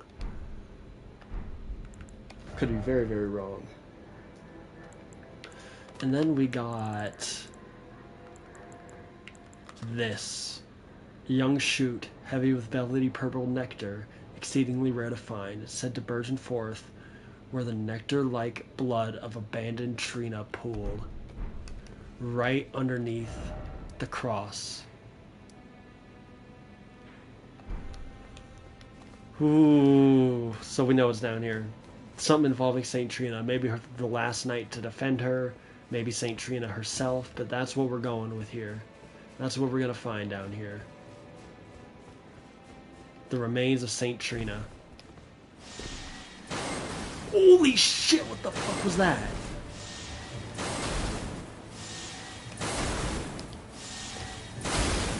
Ow.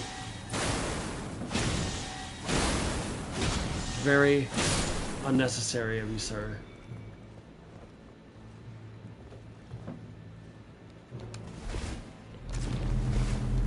Oh my god, I'm dead. Oh, I'm just too good at this game.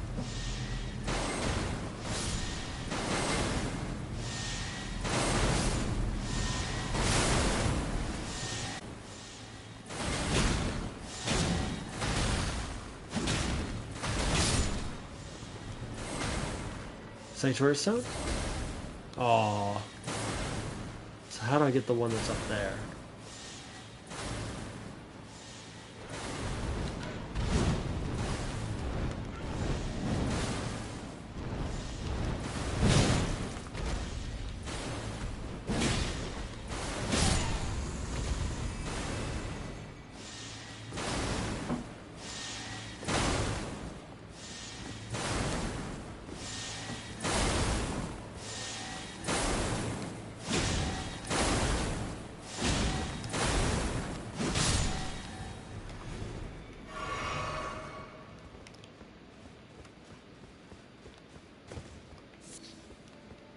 Ooh, okay. Looks like we're following a footprint there. Are you kidding me?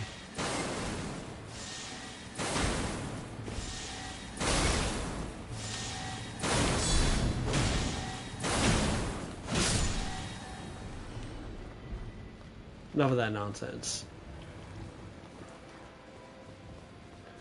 That's cool. The little stone snake's got a little upgrade. I like that. I like that. Look at all that blood over there. Why is there so much blood over there? Please don't kill me.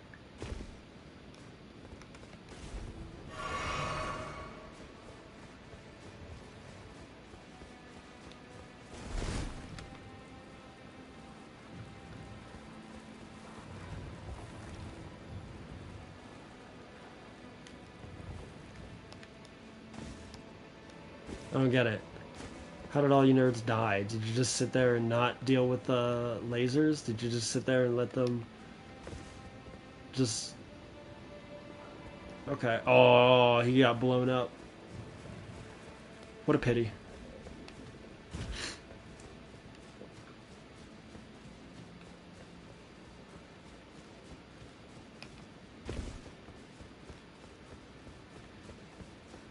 Ooh, I'm so excited to see what we find down here. So far, I'm actually kind of concerned with the relative safety of this area. No big bad mean monsters yet. Oh shit. Okay. Just gravity.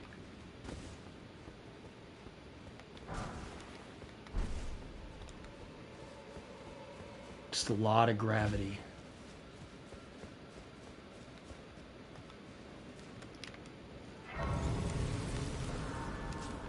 I should still be like, okay, I do still have the tongue on. Oh, there's more down there. Okay, okay, okay. This is a really cool area. I love it. I think this is the first... The fuck? God damn it.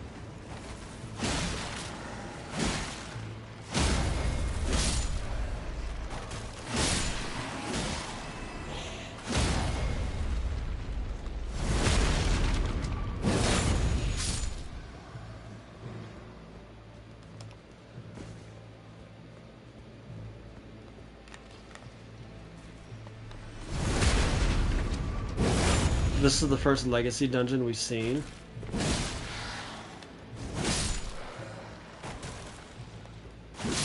That takes place underground. Outside of the deep root depths, actually.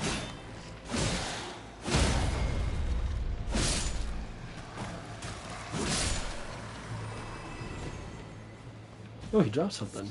Oh, just a mushroom. Oh. Okay. Okay.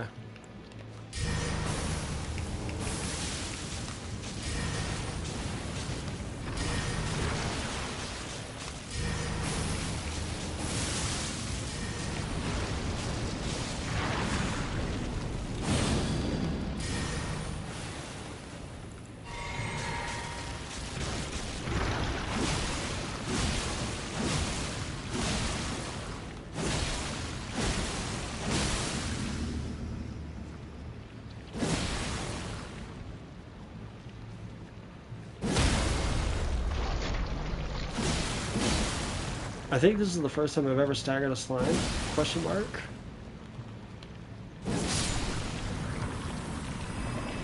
What are you guarding? A dew gem. Oh my gosh.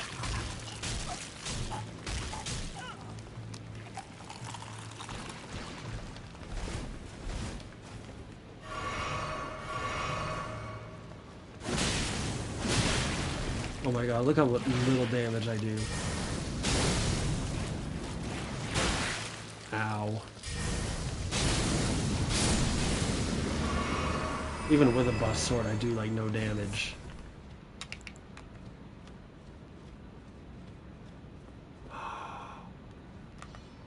Okay.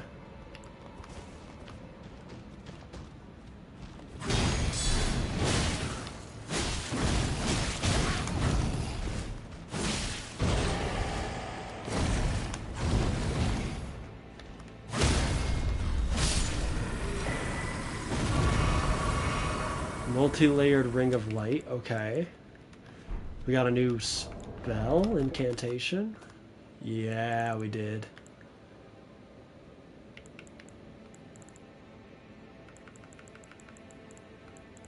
It's gonna be up here somewhere. Here it is. Fires a multi-layered golden ring of light that continuously inflicts damage. Incantation of those who served Mikola. Produces a multi-layered ring of golden light and fires it forward, inflicting continuous damage on those struck by it. Charging extends duration, increases potency. This light ring incantation was cultivated by a tradition separate from Golden Order fundamentalism. So this is beyond where the Golden Order believes Marika to be the one true god. That one spell looks like it follows the different fundamental where they believe Mikola to be that one true god, which with Mikola being an Empyrean, it kind of makes sense. Oh, come on, look at that! There's a side of grace. The coffin is broken and oozing. That coffin is massive. What could have it held inside? My lantern is like not really doing it in this area.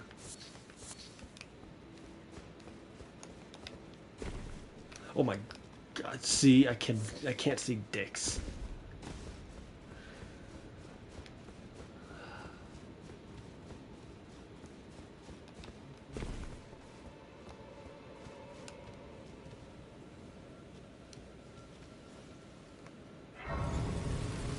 Okay. Okay. Okay. Okay. We've got some stuff going on here.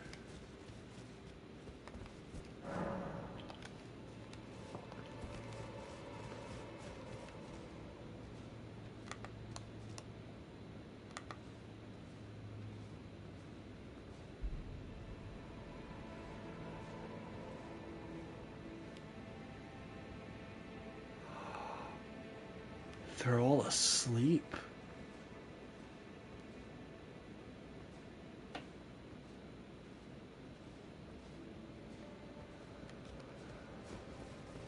My friends, after many long years, I believe we have found the grave of Saint Trina herself. I could be wrong. Obviously, we're about to find out. But I've got a pretty good hunch about it. And if it ain't the grave of Saint Trina, I don't know what it is. But whatever it is, it's right before us. We shall see. We shall. I don't even know what the fuck I'm talking about. Galahad. Okay. Ooh, he's got some cool armor. What the fuck? That reminds me of the Penetrator. So, it also reminds me of Yuria and that one night from the Ashes of Ariandel DLC. Anyway.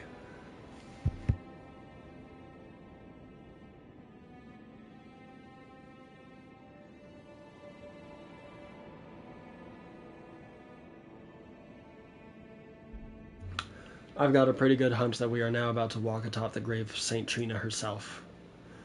And whatever is beyond this archway is going to kick our ass for the next 2 hours.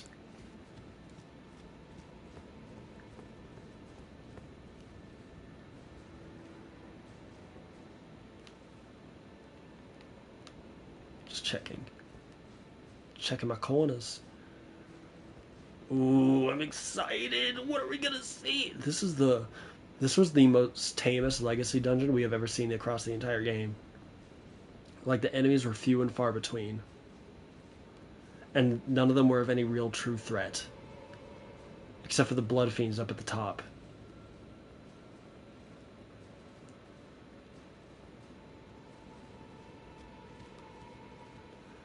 Oh, there's more to explore. Is there more to explore? That's where we came from, right? What is that? Okay, it's just water. What do you have, my friend? Oh, please. Grant me the courage to fly to your feet, my dearest. Saint Trina.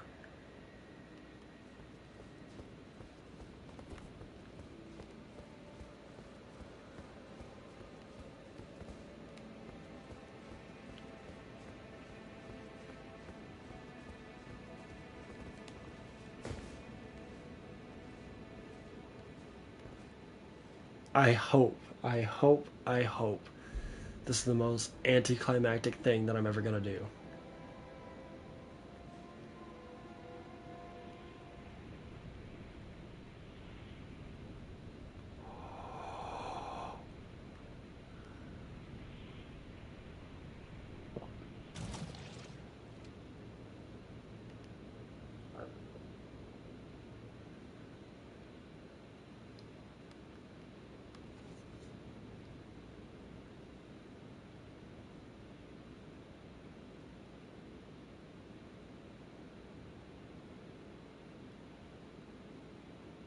Holy shit.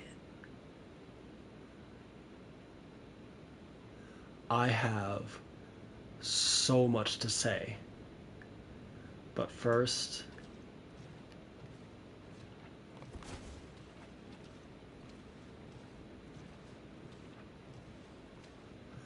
this is fucking gorgeous.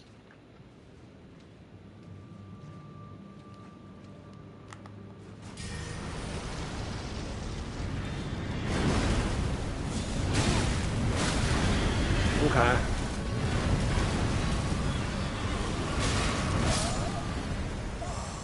Got it.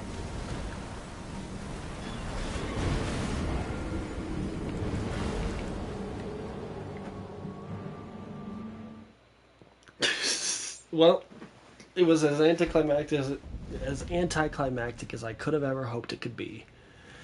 So I do have a lot to say about just that introduction, just the transition, the arena itself.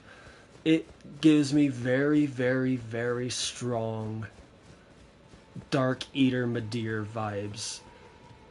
Even when you drop to fight, like, you literally drop down to fight Dark Eater Midir, you take a gigantic drop like this, you drop miles and miles and leagues under the earth to fight Dark Eater Midir. The arena even looks the same. And to be perfectly honest, this area itself gives me, like, now that I think about it, I get heavy, heavy Ring to City vibes from this area. But now we know what is up ahead of us. I don't know what's going to happen when we drop down. We are in for a hell of a ride. Oh boy.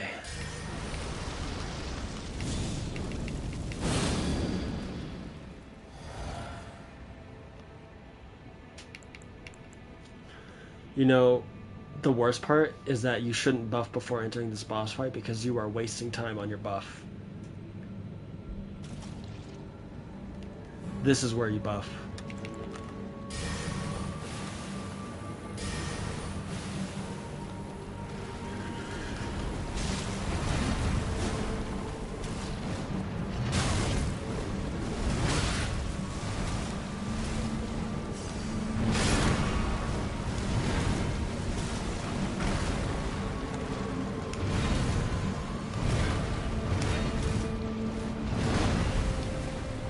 Can't keep my distance.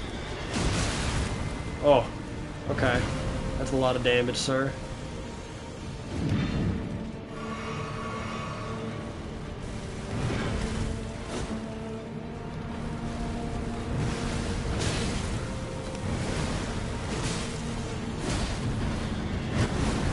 Okay. Now we gotta be careful. Because we know he could separate himself from the horse.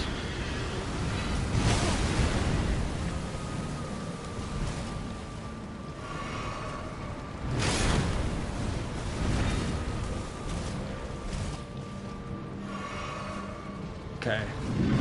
Don't have a lot of openings to work with here.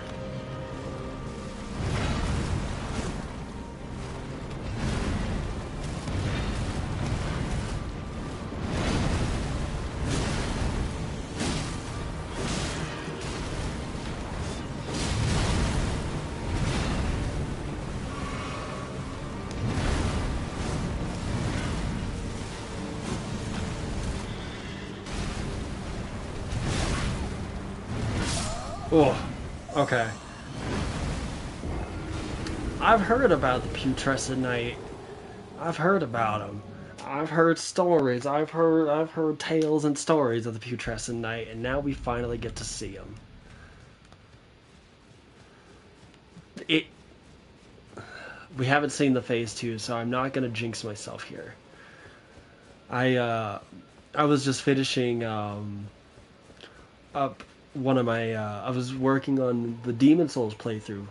Um, I mentioned it earlier. I don't know if I'm gonna put it in the video, but I mentioned it earlier. I put my Demon Souls playthrough that I streamed onto YouTube because of Twitch's limitations, and I was editing my Stonefang Tunnel segment, which was a 12-hour stream of just Stonefang Tunnel, and getting my ass handed to me by Flame Lurker and Dragon God. And I jinxed myself real early on when I was talking about how, oh, Dragon God's just garbage. You know, that's not even a boss fight. I jinxed myself pretty early on in that fight. I don't want to do it again here.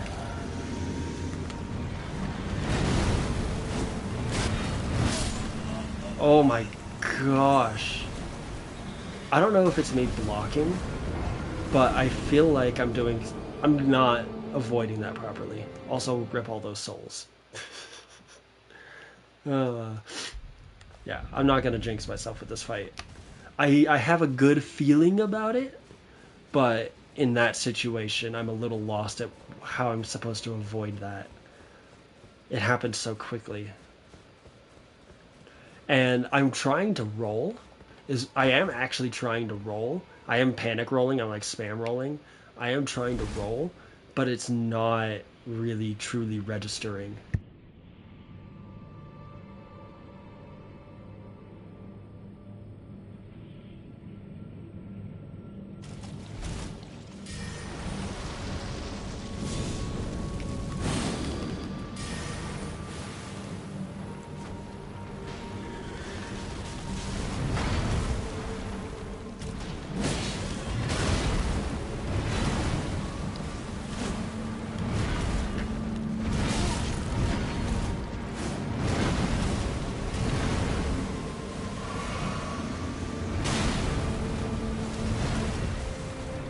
He's got a lot of range. And you don't...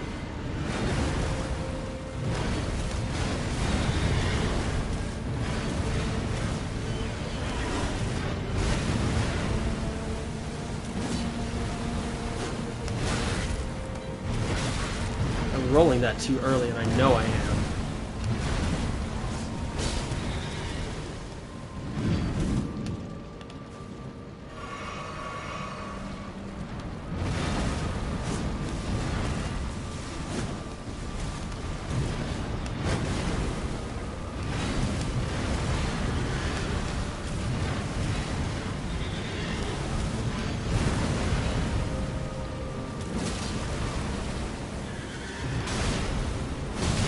I knew that was going to happen too.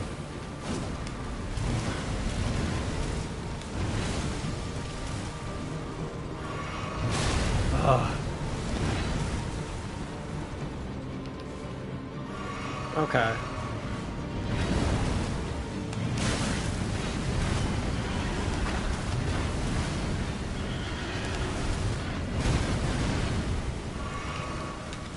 Can I take this moment to reset? No, I can't.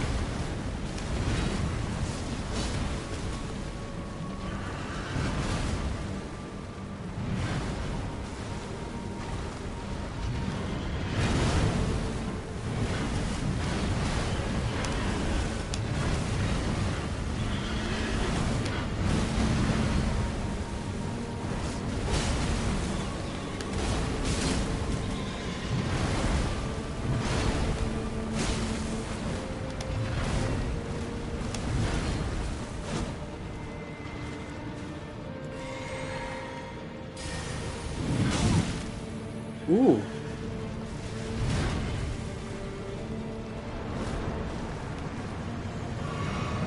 Oh my gosh.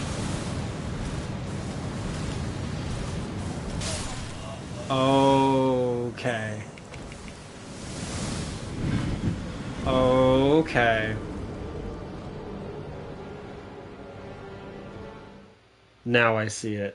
Now I see it.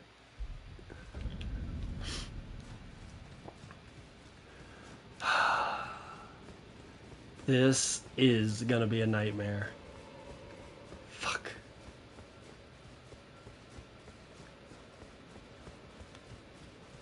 Do I have to drop off this head? Do I have to drop off the head? I don't know. I'm just scared to find out otherwise. Oh, I shouldn't have done that because I just lost all my stamina. Ooh. Okay.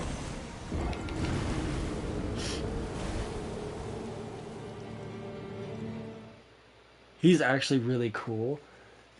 The thing that bothers me though is how like odd the distance is with this fight. Like you gotta really be up in his hip there in order to do any damage, and I don't know how I feel about that, but I think we got this. I just gotta remember not to be dumb here. As tempting as it is to just do the plunging attack. Ugh. He really likes those delayed attacks. I think we can at least make it to the phase 2 again. Not too bad for the first phase.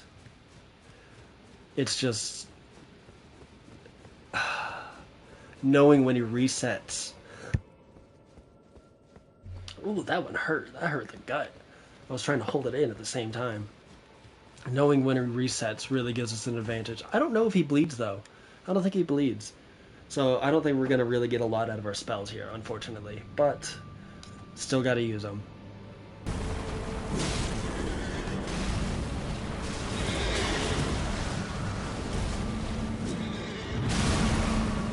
Oh my gosh.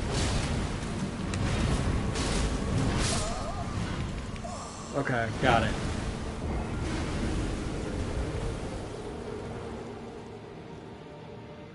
I did not... the horse has an AoE. The horse itself has a roaring AoE. Of course it does. Why wouldn't it?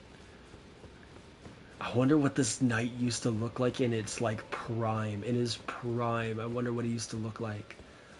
Also shout out to Bloodborne because of the weapon that it's using. Very reminiscent of the Orphan of Kos.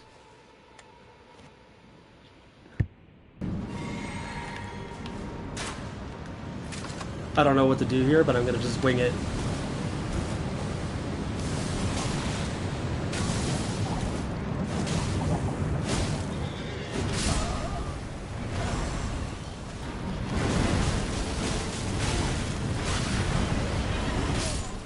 Ooh. I tried to get a little bit of an advantage there, but it was a mistake. Okay. Just be on the defensive.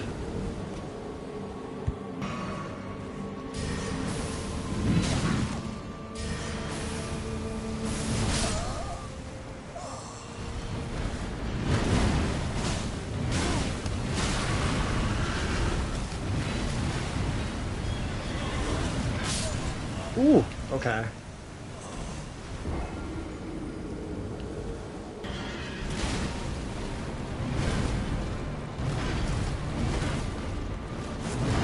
Ooh.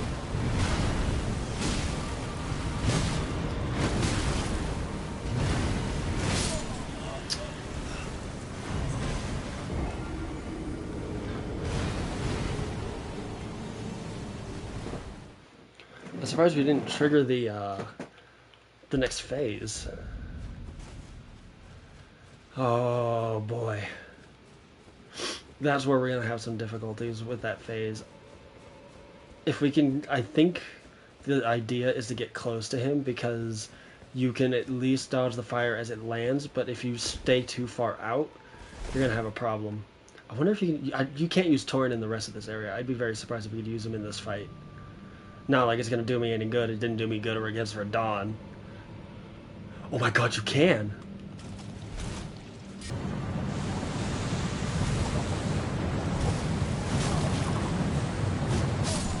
Okay, you actually can't do damage to him. This was one of the things that I wanted to see.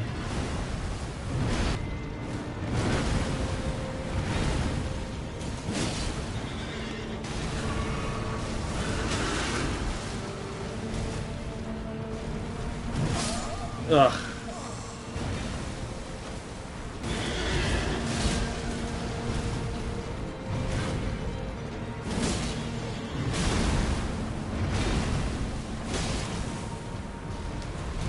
I rolled too early. Oh, I knew it too.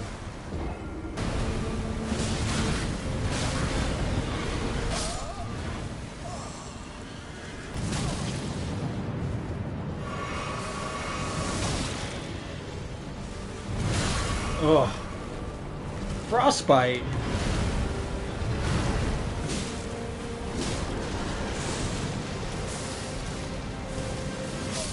Ooh, okay.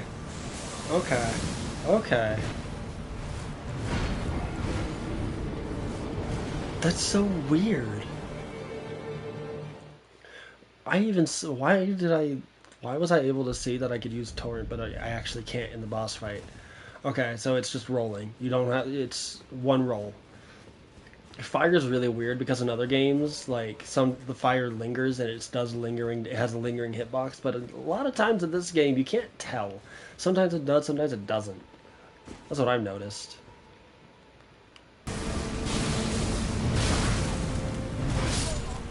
Ooh, didn't even get my buff. I knew I shouldn't have swung twice. Wasn't worth it.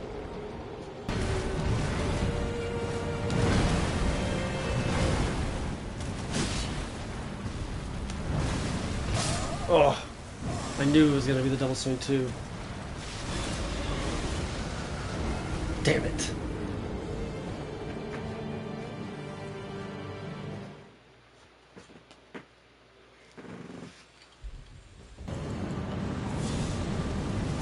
Bad, wrong spell.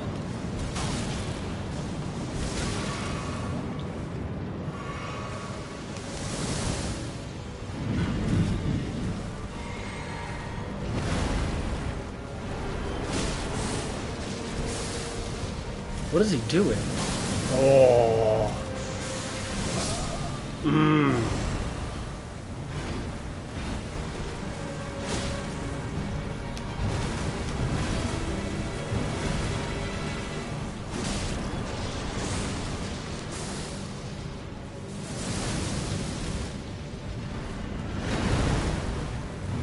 Ooh. Damn it.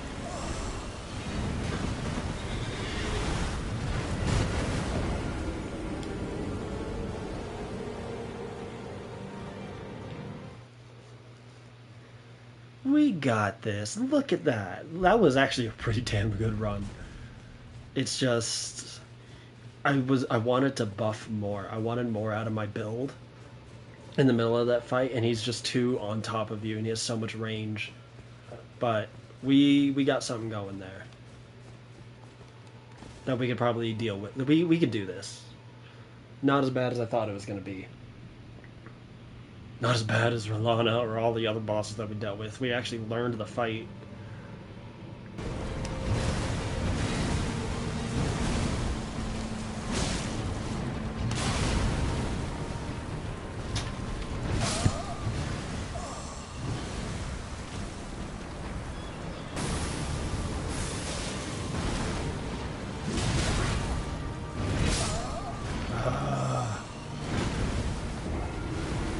I've learned the fight. I'm just making mistakes. I'm just making a bunch of mistakes.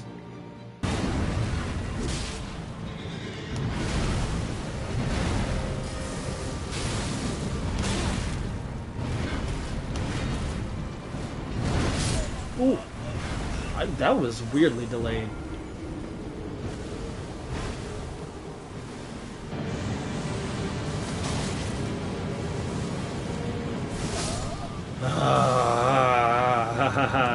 Okay.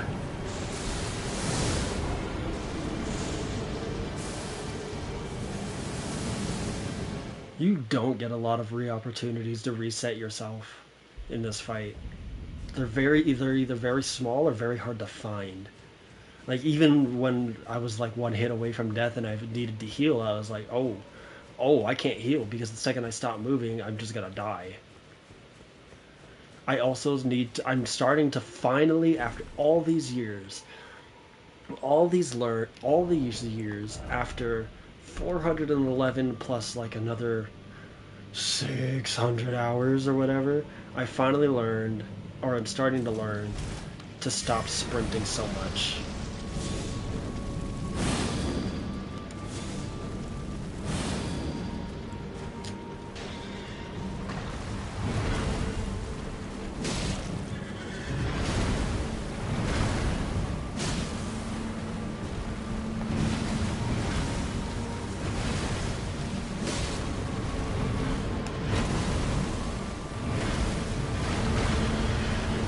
Ooh.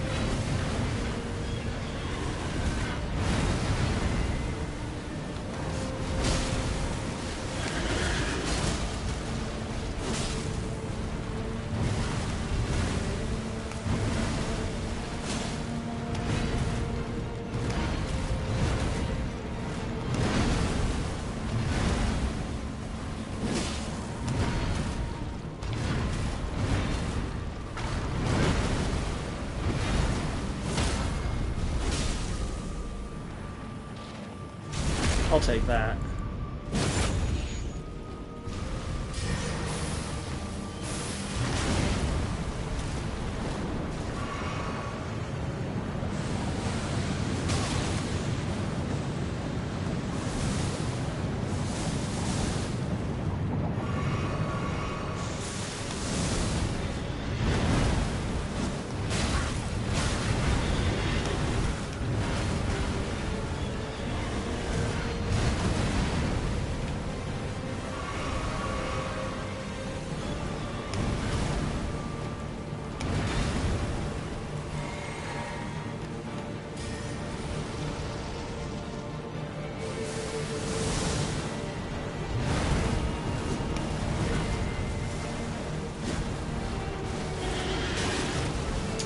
Wow, that is in range.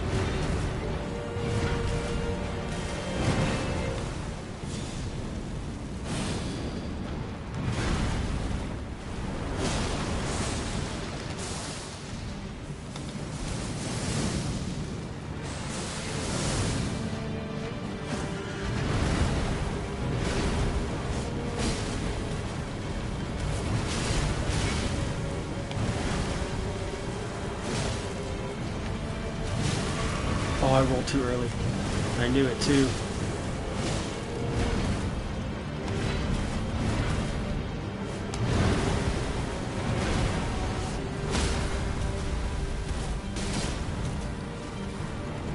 It's over. It's done. Good night, putrescent night. Nice. See? It was easy. Easy money. Easiest fucking boss fight we've had the entire DLC.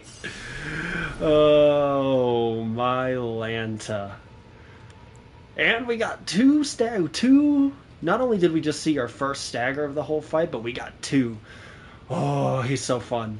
What a good boss fight. I don't mind getting my ass handed to me. Even if the boss can be frustrating, as long as everything else about the fight is like good, it's fun. And a lot of that has to do with like make sure you're learning while you're playing instead of just beating your head up against the brick wall. Nice play. Thank you so much. Hope you're doing well. Oh, what a nightmare. Oh, I love this arena. We talked about this arena earlier, but this whole arena, everything about this fight gives me very, very big, like, Dark Eater Midir vibes. The entrance to the arena, the fall, the drop, I mean, we don't see a big fat dragon just sitting here, just sleeping here, but the size of the arena, I get big Dark Eater Midir vibes. We just got our next remembrance. Let's see what we can get. Let's see what information we get out of it. The power of its namesake can be unlocked by the finger reader. All tainted flesh eventually becomes putrescence, and this clump of it imbibed Saint Trina's nectar, which granted it eternal rest. And so it was that putrescence became her night. So that is huge. That is huge. I really want to take like a little peek forward But before we do, what's the name of this bonfire? Garden of Deep Purple.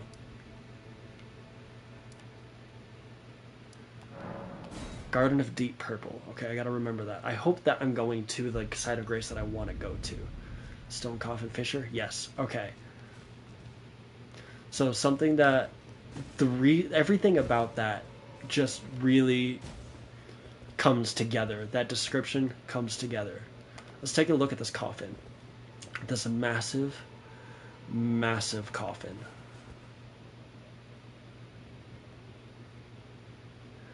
If you look closely, you can see that this essence, this ooze that is billowing from this coffin through a broken fissure is dripping down into the depths of this underground holding of coffins. We know that Mikola came here for Trina to shed his love, whatever that may mean. Who knows? We get a lot of direction pointing us to Saint Trina. Even the ghost tells us, I wish I had the courage to be at your feet, Saint Trina.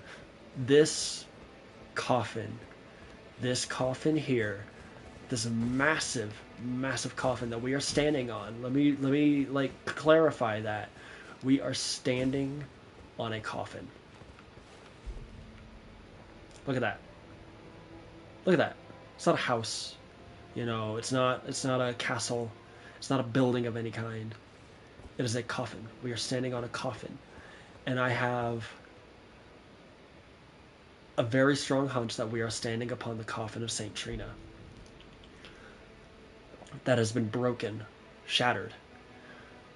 And her essence has billowed out and spewed into this underground fissure, this garden of deep purple.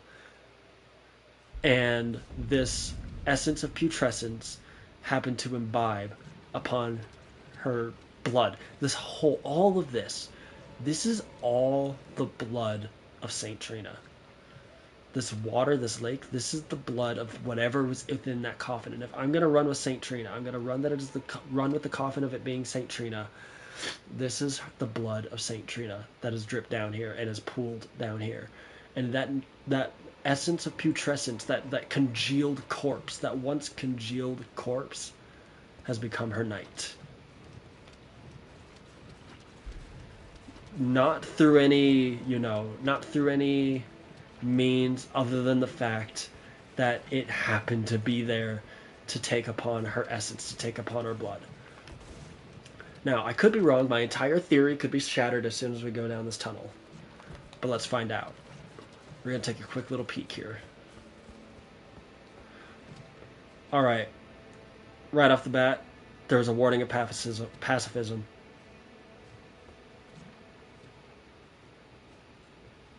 So whatever's in here, we cannot kill it, we do not kill it.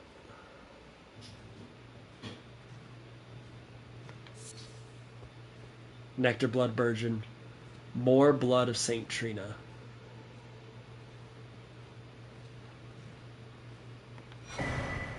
Saint Trina Disciples Cookbook. Now, right off the bat, you come in here and you assume that this person right here would be Saint Trina. Oh, I love her design! I don't think this is Trina. I think it is a disciple of Trina. But there's only one way to find out. Yes.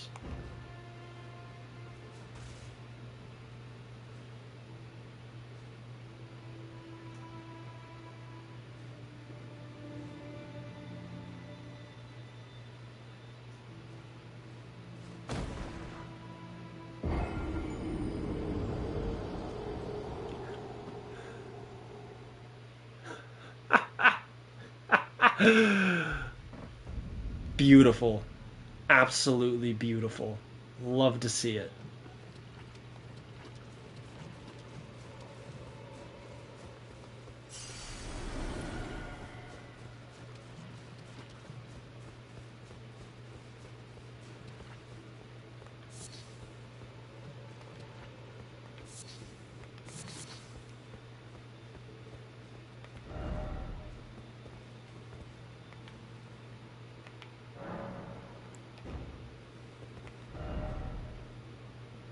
Hmm. All right, we're gonna run a little test. We know what's gonna happen, but third time's the charm, right?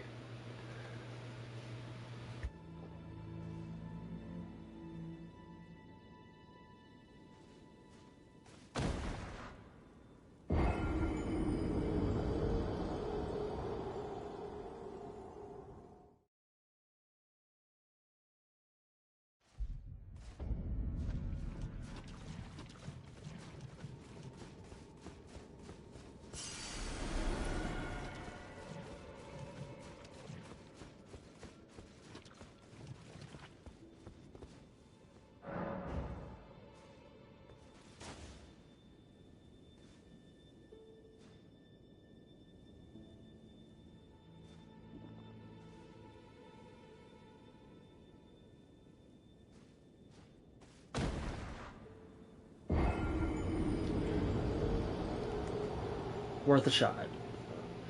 The only reason I did this is because we've seen before that even if you don't get an immediate interaction with an NPC, if you bug them enough, something might change.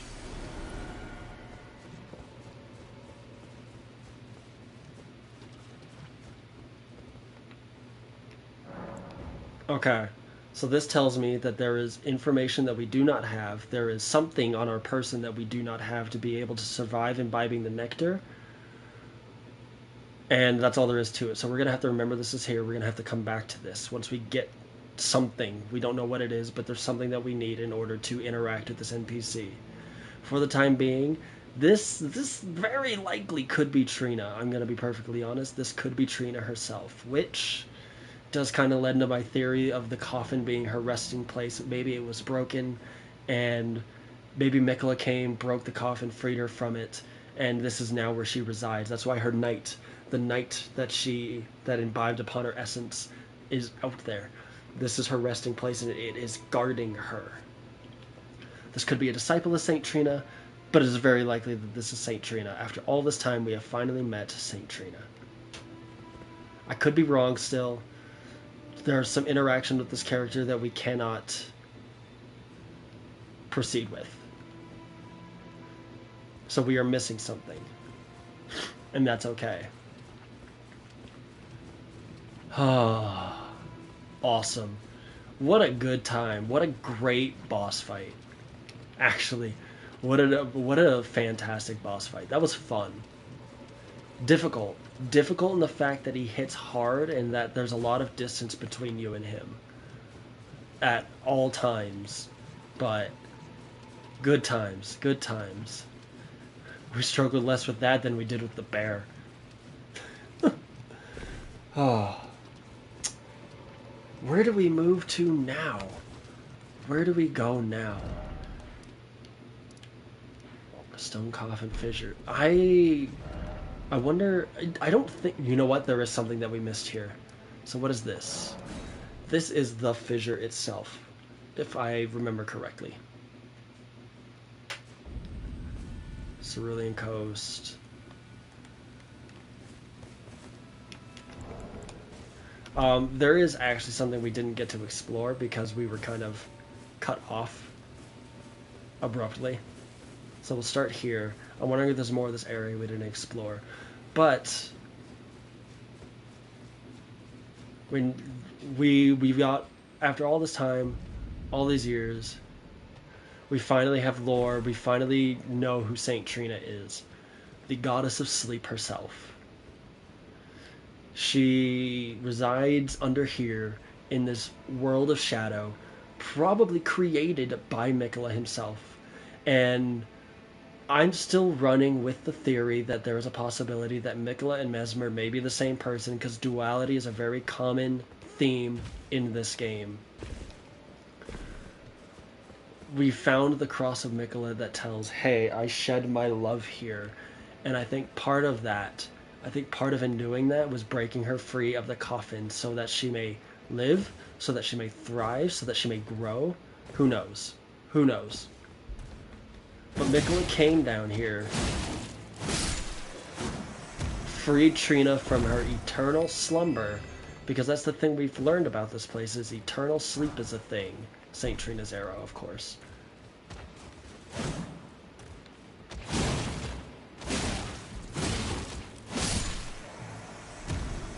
I wonder what other entities reside in here, because these are all coffins. This is a graveyard.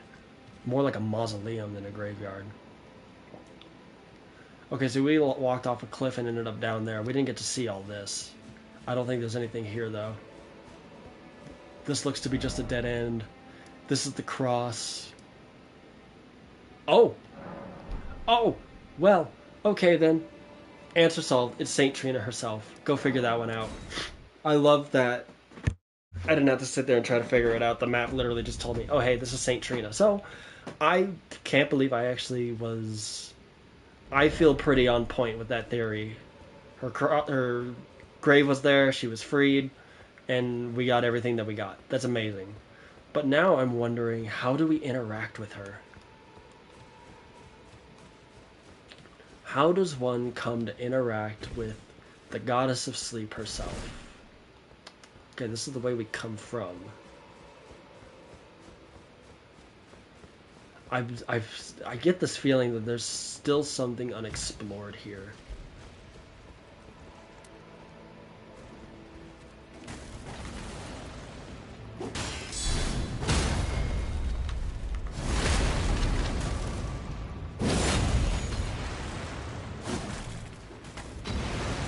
How is that skeleton still alive?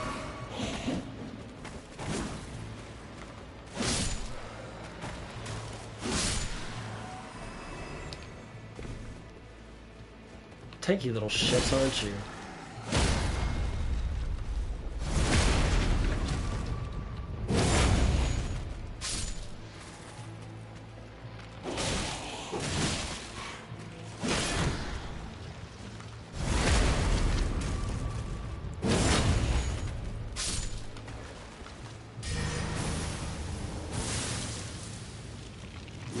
Oh my gosh.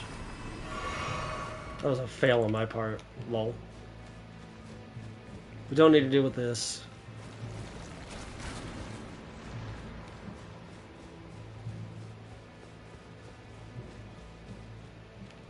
Grave birds. What more could we be missing?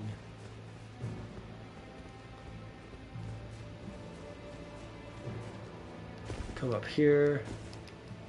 This leads us to nothing. This, okay, so this literally just takes us back to where her gravesite is. Okay, so we've explored everything here. So there's one more area, and that's the Fissure Cross. Yep, look at that.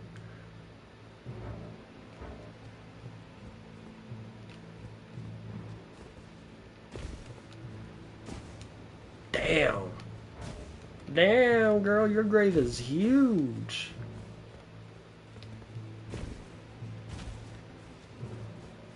Or I say your grave, your coffin. Your coffin is huge.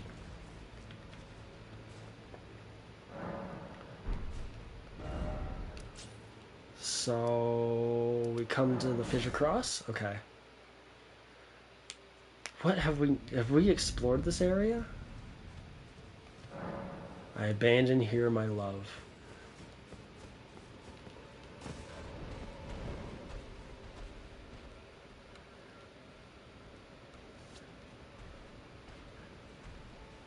Oh, you can get a nice, beautiful view of it from here. Awesome. It doesn't look like there's much that we missed here. I think we were pretty thorough in our exploration. I'm very happy with that.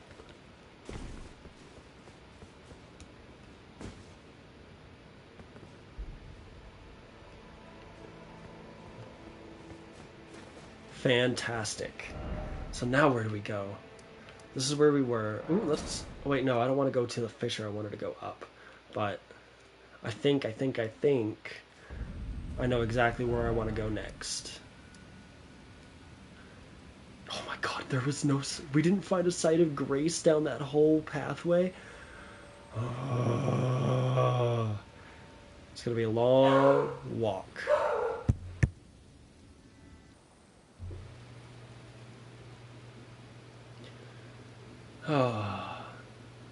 We got a long walk ahead of us. So all this time, all of these are gravestones? These are coffins? That's super cool. So let's see. We went this way. We'll figure it out. We'll figure out where to go once we get there.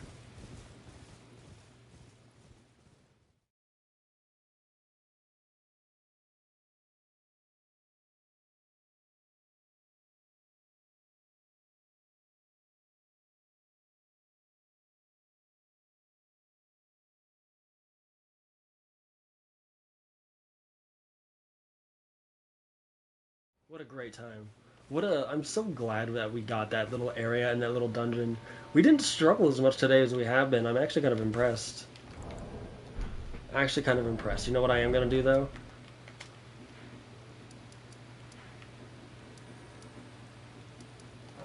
I'm going to go get my damn kukris.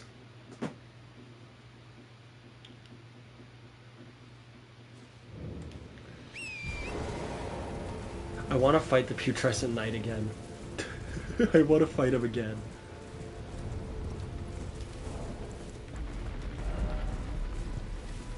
A lulling branch. Builds up sleep while gradually restoring FP. Oh my gosh. Okay, well, I was going to end the video there, but we ran into some fucking lore. Hold on.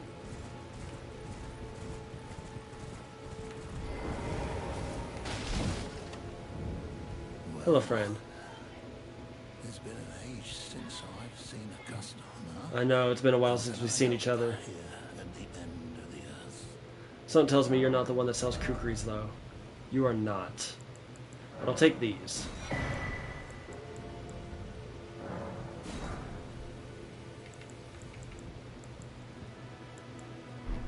Thank you, my friend. Have a safe journey.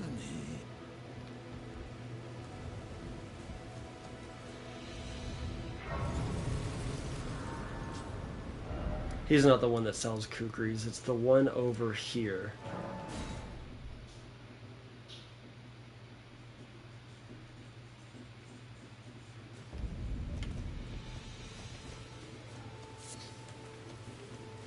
Trade again?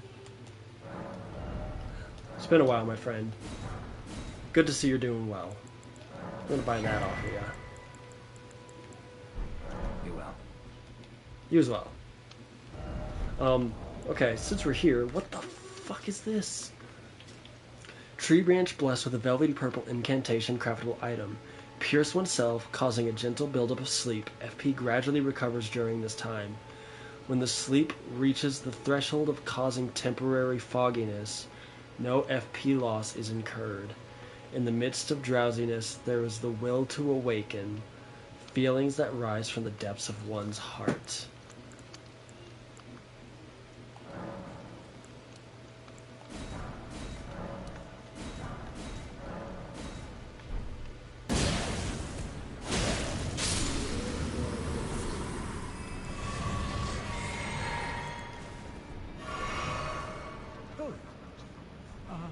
I didn't realise you came back. It's okay, my friend.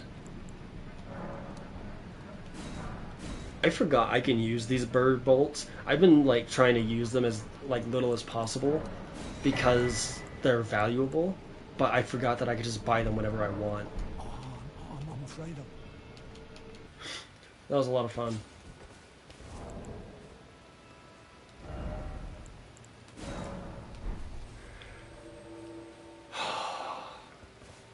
Saint Trina herself, after all this time of everyone being like, who's Saint Trina? What's Saint Trina? Where's Saint Trina? Now we know.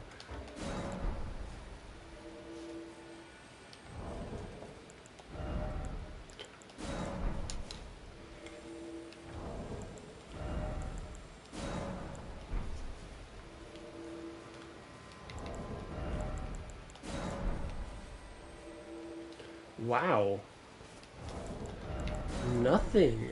It's like noon. No invasions, really? Saturday afternoon and there's no invasions? That's kind of scary. Oh, there we go.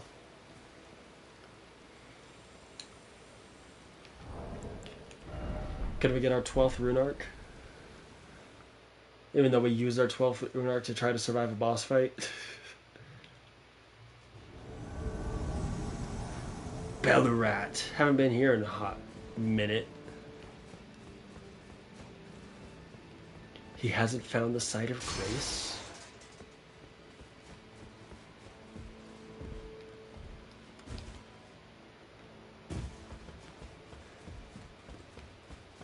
Jeez, we haven't been to Bellurat in a while. Oh, I know where he is. He's at the fountain. Or not the fountain, but he's in here. Yep. Hello.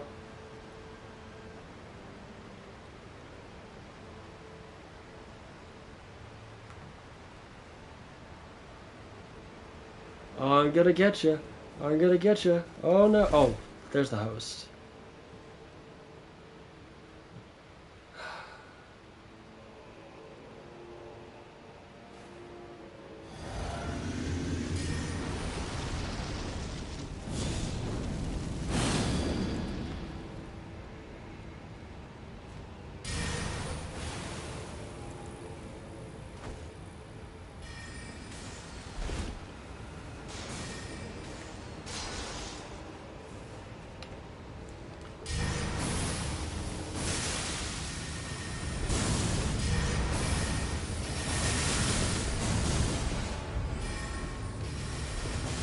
Okay. You're gonna be annoying.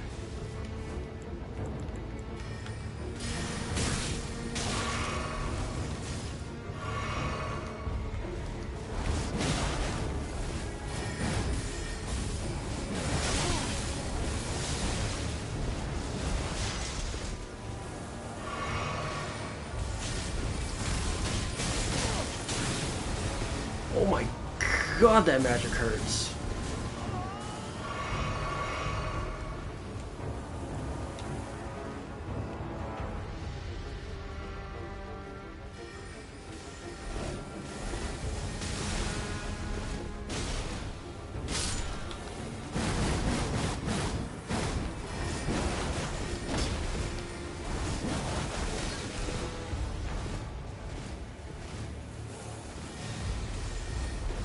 Oh my good golly gosh.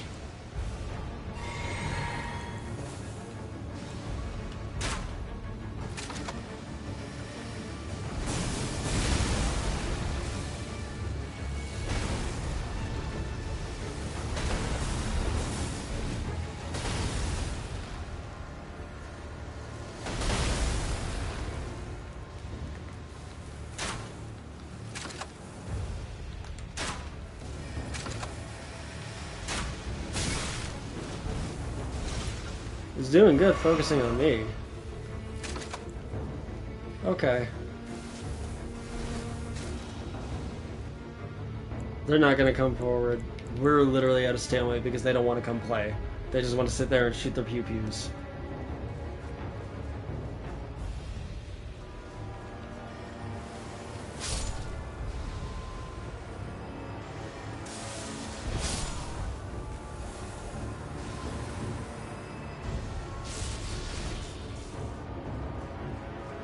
How many pew-pews you got? How many pew-pews you got?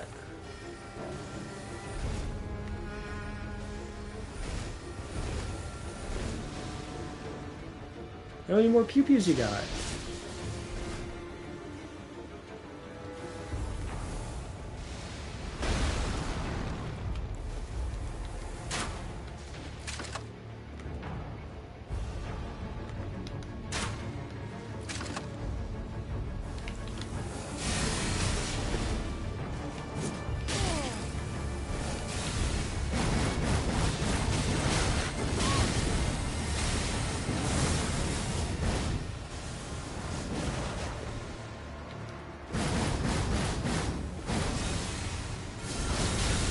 Ooh!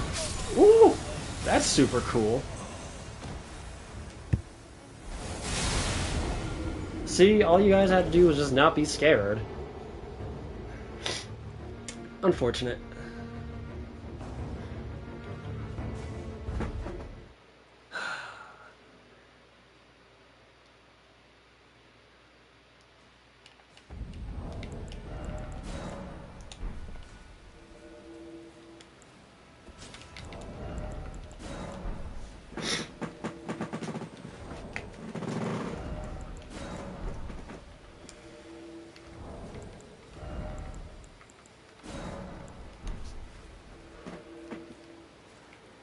Uh,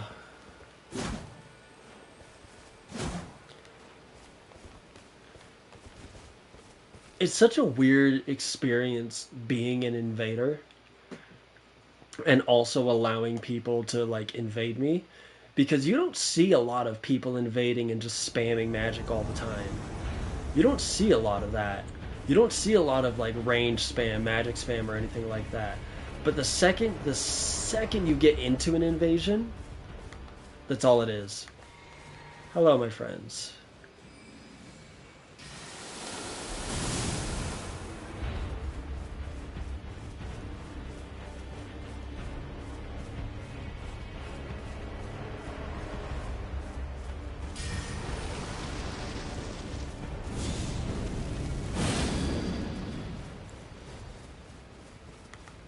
You're gonna be brave?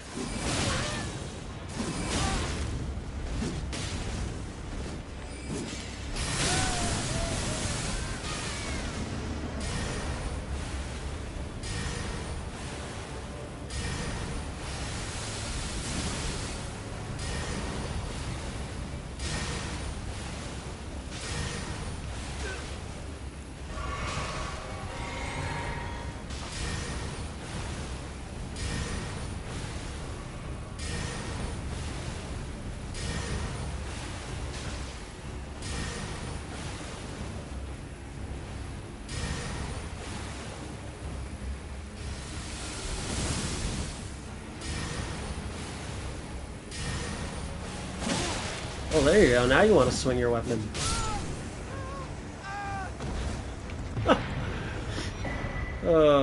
Good times.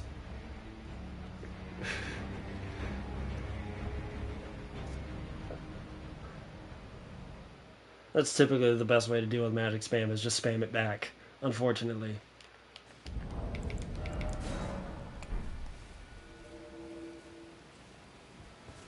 Ooh, instant invasion. Okay.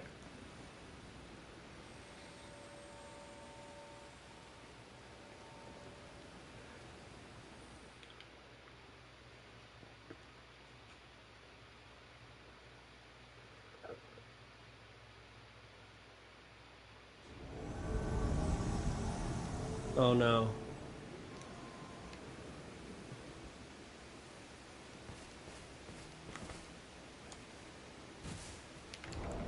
Hey! Okay, Corvo.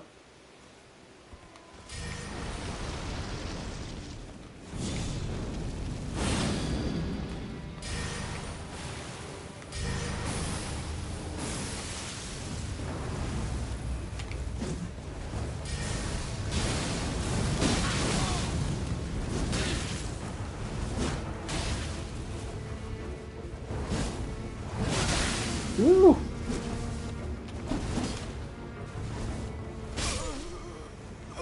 GG. Good fight. I think the blood flame got him. I think him dodging the kukri at the last second and getting the build up on him with the blood flame that was building up on him, I think that bled him out. Unfortunate. Good fight though.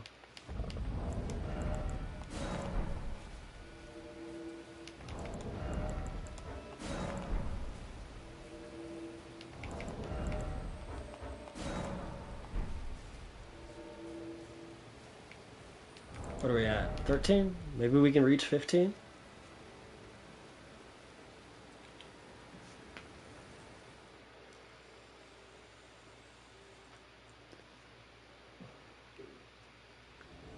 Nope.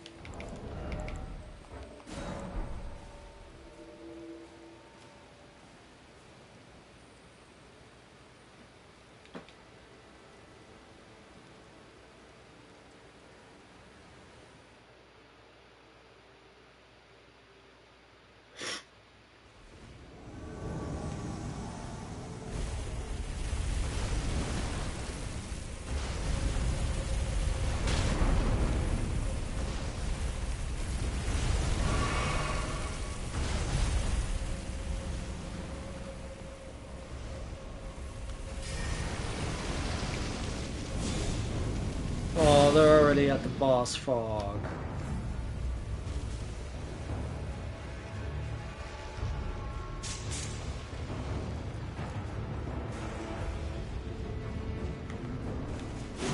You guys are no fun.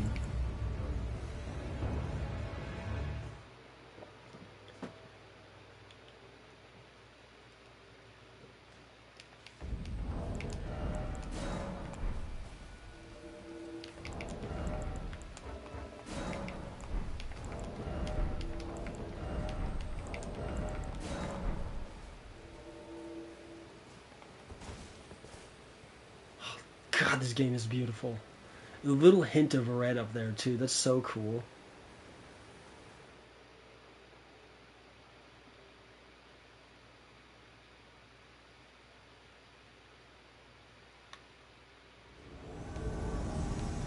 Uh-oh. Back to Limgrave.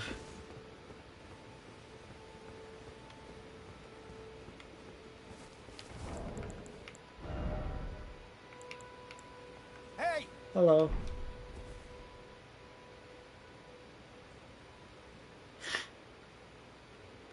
Is this the same guy that I invaded before?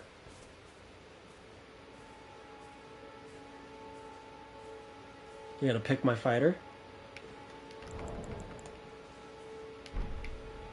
Hey!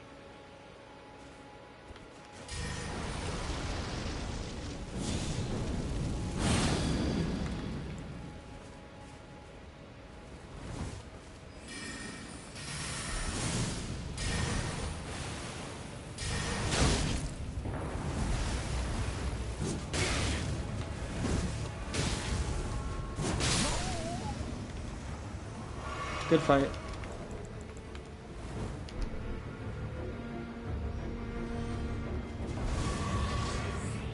Next victim.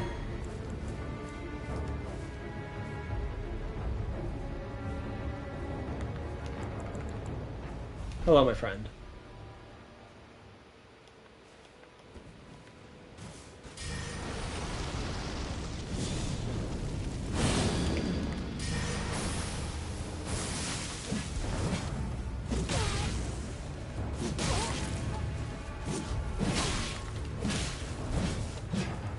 What are you doing? Why are you doing no damage?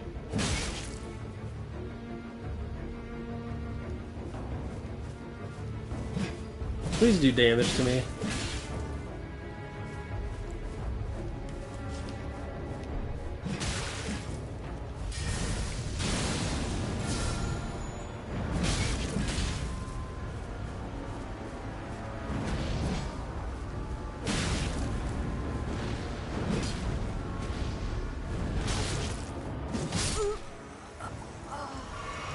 Good fight.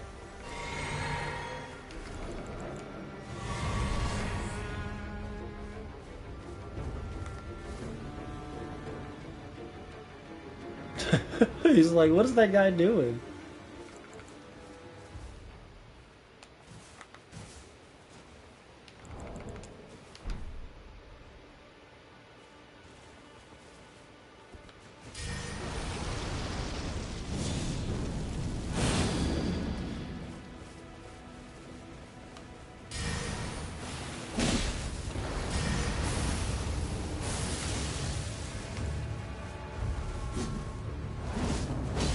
Ooh, okay.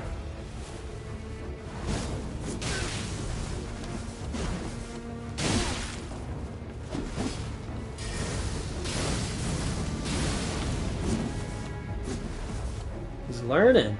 He's learned. He knows my tricks.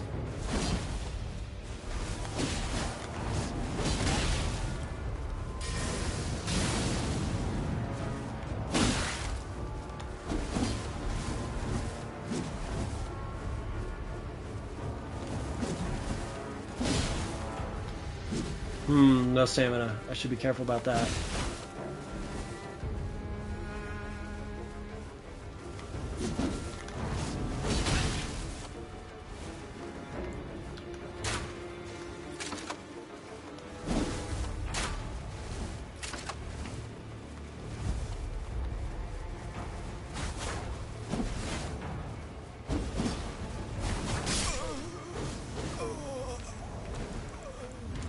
Good fight.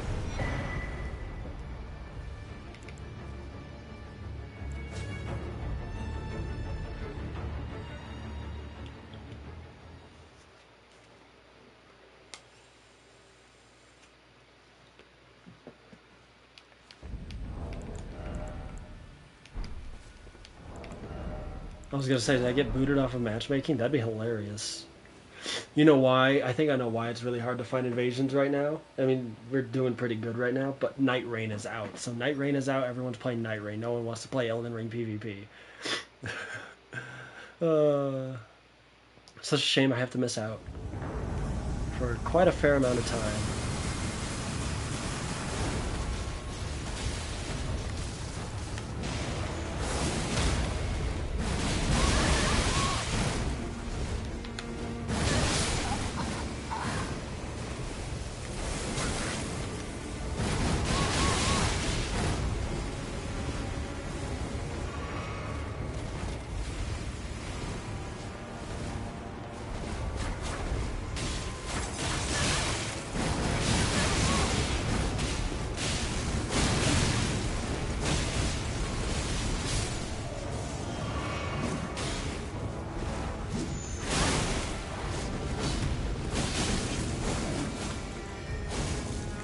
Okay.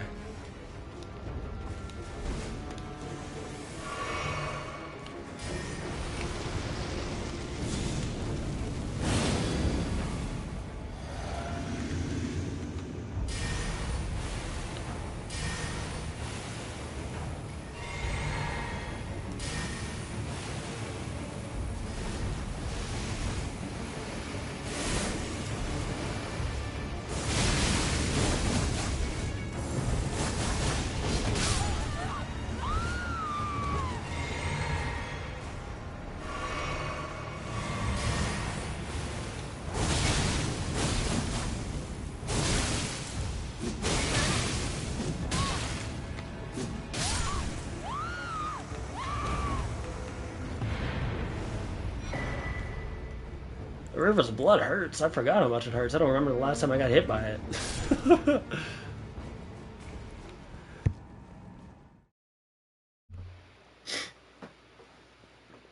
I think that's a good note to end on. Because I think that brings us to 15. Yep.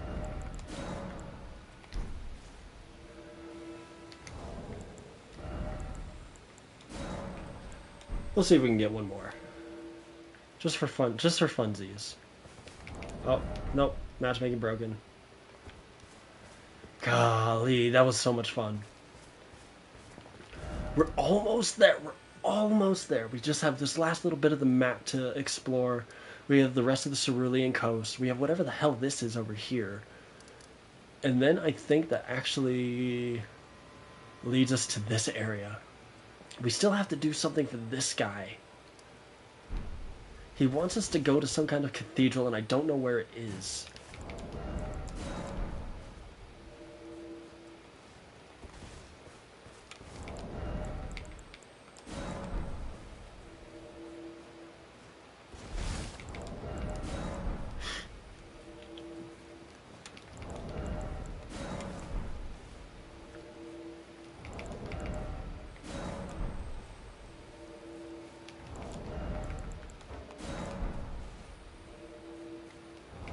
Yeah, this is a sign that we're probably done for the day.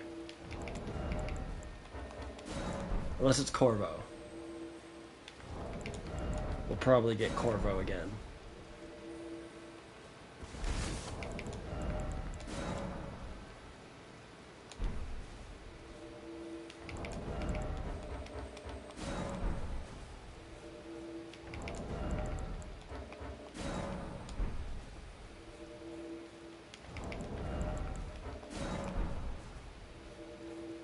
Any day now. Ooh, will it push me over this rock? Because it's not a fatal fall. Yes, it will.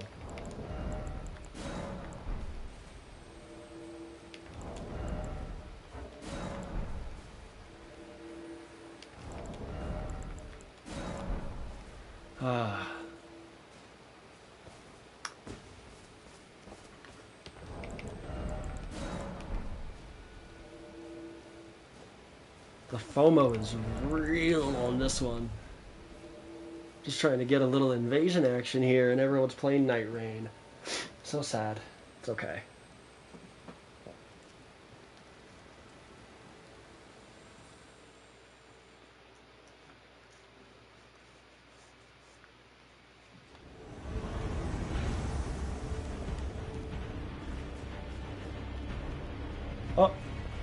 Oh, we're in the boss fight. I believe I'm gonna help you, Melania. Bring him over here. Let me help you.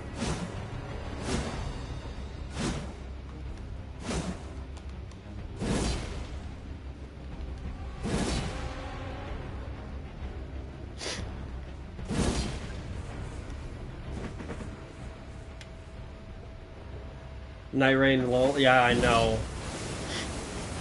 I would. Oh, there goes the summon. I would love to play Night Rain, but I am like way too behind on the DLC for me to actually be able to play it. I still have to finish the DLC, finish this playthrough, and then one of these days I'll jump into Night Rain whenever the opportunity presents itself, which won't be for quite some time. Bring him over here, Maladia. I have to play solo, and it's so whack. You know, I've heard that there's a queue. Also, GG, I win. I'm the best. That you can like queue up with randoms, which I find very interesting and horrifying, because part of the reason why I became an invader is because I had more control of the situation than I did as a summon. I can be a summon, like back in the Dark Souls days, whenever you're trying to be a summon to get your humanity or to get embers to help the hosts and all that stuff. You can't rely on the host. You just can't. You literally cannot rely on the host. And I learned that the hard way, and it's been true for every Souls game. Dark Souls 3.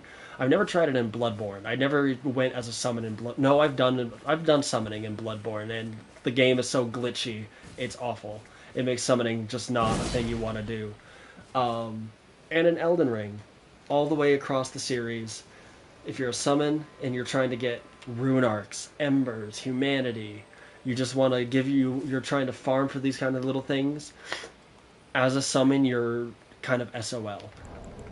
You could probably have more luck as a blue, except blue summons are so rare. Blue summons are so rare. It is so rare to get summoned as a blue. Except whenever I'm an invader, there's a blue left, right, and center every single time.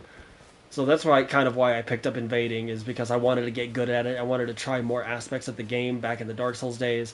And as I got better, I found that it is much more reliable to get humanity or rune arcs as an invader than it is as a summon, because you can't rely on the host.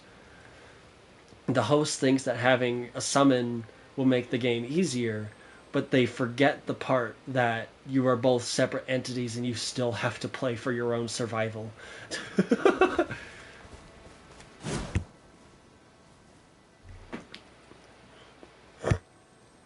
They think it's just both of you rush in, spam R1, and then the boss dies, but they forget that you still have to play for your own survival. It's kind of entertaining. I play solo because the randoms I had are rough, which I don't blame them due to no way to communicate. There's a party system in this game. Or at least there is in Elden Ring. There's a party chat. Where is it? There was one. I could have sworn there was one. Yeah, there's a party chat. You can do voice chat in Elden Ring. I don't know if they turned it off for Night Ring or if they didn't enable it. But that's really weird. Helldivers 2 is great with randoms, though, because of communications. I've yet to play Helldivers 2. It's funny, I was thinking of it the other week. I was thinking of, like, Helldivers 2 looks like a really fun game. I don't remember what made me think of it, but it's like, it looked like a really fun game when it came out. But it feels like it's just a dead game at this point. Like, I feel like other than a dedicated fan base, I feel like people don't play it anymore. I don't see it a lot on Instagram or Twitter. And then all of a sudden they do this huge announcement of like, oh yeah, so the entire galaxy's in danger now. We're on like Mass Effect, Destiny levels of an invasion. And yeah. And Helldivers picked itself back up again, which I think is really cool. I love that they put love and heart into this game. It makes me happy. I love seeing video games expend their lifetime.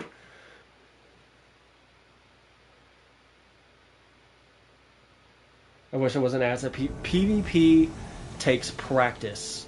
It takes practice, and I'm gonna like, cause oh hey look, it's Corvo again.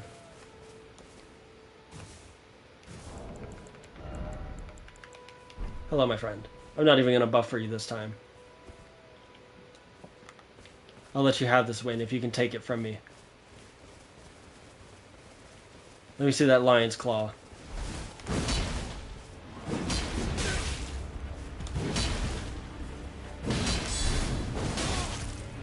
Oh, that ate a lot of my stamina. That was a good block, though. It's the first time I've ever tried blocking.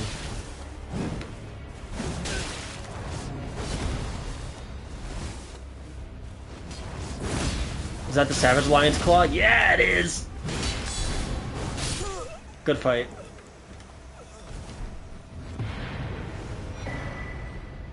I never block.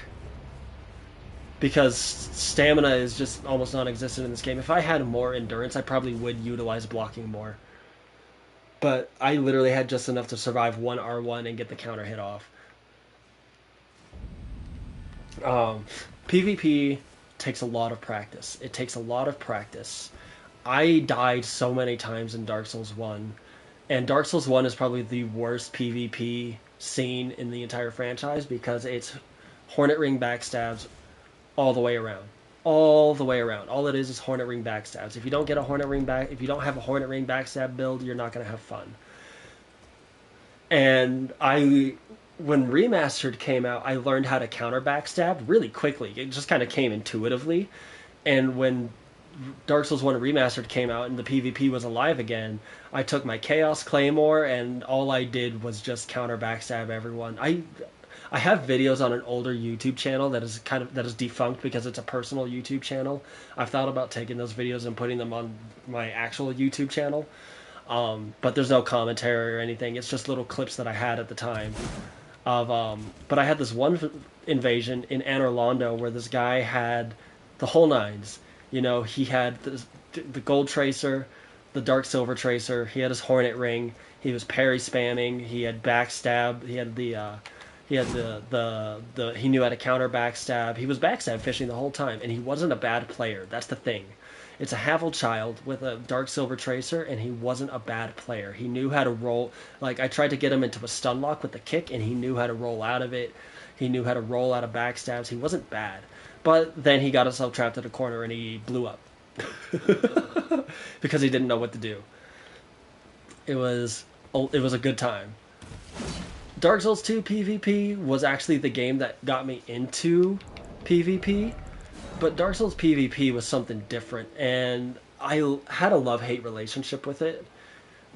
I just didn't like the restrictions they put on invaders. I did not like the restrictions they put on invaders, but because of Dark Souls 2 PvP, it actually made me better at the PvP overall across these games. Because one of the things you learn to appreciate is directional rolling attacks. Being able to roll behind an enemy and hit him with a rolling attack instead of roll this wide turn and then you get your rolling attack. The PvP in Dark Souls 2 made me appreciate the PvP in these games a lot more. So all it is it's just practice. And it's hard to practice in these games because you're in a scenario where if you're an invader, you're always in a 2v1 situation, which is the best kind of practice because you're going to get your ass beat and you got to learn how to survive.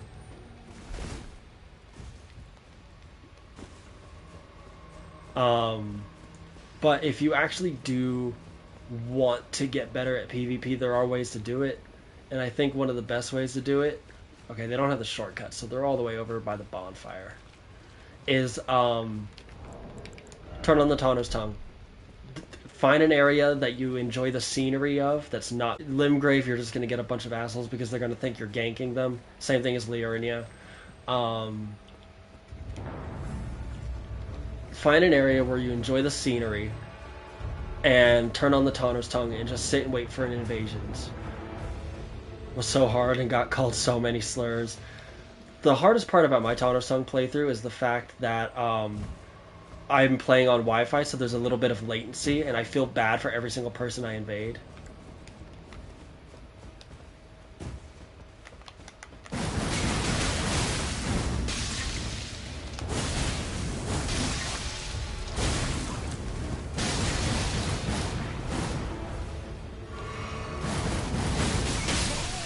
Just like that, see?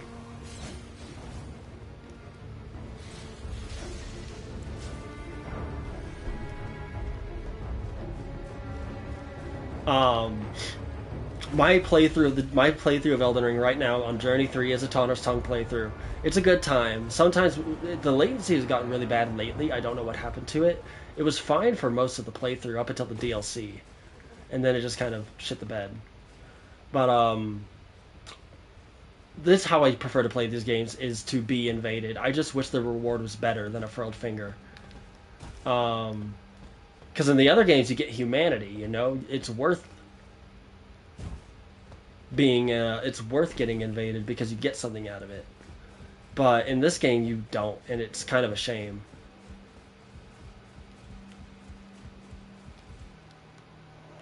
I don't know why they made that decision, and I don't know why they haven't run it back yet, but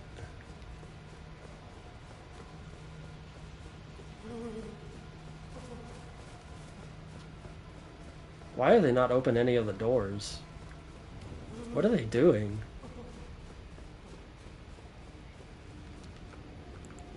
I'm gonna try this and see what happens. I was solo, I was ganking though, and then some invaders are just jerks overall. There's not really a lot you can do about that. Oh, there we go. Oh, hello. You have something I want, sir.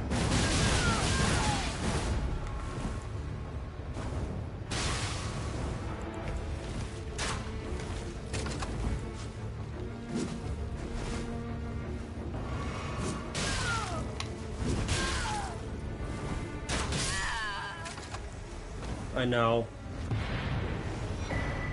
I know. Oh, there's this summon!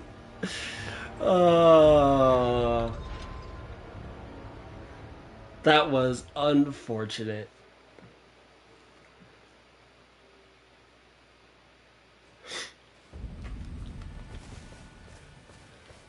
But yeah, there's a little area. I'm not gonna go there because it takes forever to get there. But there's a little area in this section of the DLC that I do enjoy the scenery of. So if I were to be in a position where like I want to get better at the PvP, I'm gonna sit here, turn on the Taunter's Tongue, and then I'm just gonna sit here and let myself get invaded until I get good at it. Because you're always in a 1v1 scenario. I turned the rings off. I would turn the rings off. But you'll always be in a 1v1 scenario or a 2v1 scenario if you ever do get invaded twice, which is fine. That's practice for when you become an invader, and you'll have a good time all around. Like, you'll get your ass handed to you, you get your ass beat all the time, but after a while you'll be okay with it. One thing I don't recommend though for wanting to get better at PvP is the arena, because the arena is the people that play the arena are a different breed of players, and I'll kind of show why. I have an arena character right here. Yeah, the people who play the arena are a different breed of players. Why am I all the way over here? Sweaty, yeah, sweaty is probably the best way to put it. They are, and Sweaty is kind of putting it lightly. This build is not optimized for the arena. I have yet to optimize them. I have to, I don't even remember how to play this build. Like, I have 2 spells on this build that I can't use unless I, drink a physic, so I need to kind of re-optimize my idea with this build. The purpose of this build is to have a character that I could take into the arena and also be an invader, but you do 1v1s in the arena. You do 1v1s in the arena, and it's just win or lose, and you get your ass handed. That's how you get good real quick, is learning how these people play. That's how I did it. I played the arena, and I learned a lot of tech. that people do take into invasions and stuff, and you learn how to counter them.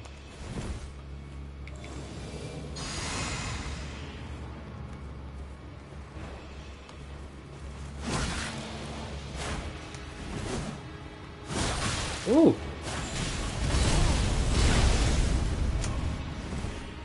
Not knowing what the Ash of War is, though, hurts.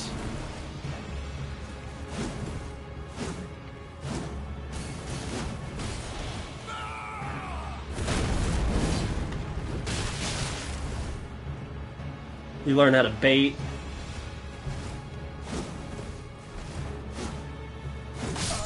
Oh, yeah.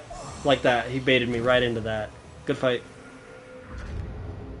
You learn how to bait. You learn the cheese strats, like the crouching R1 pokes.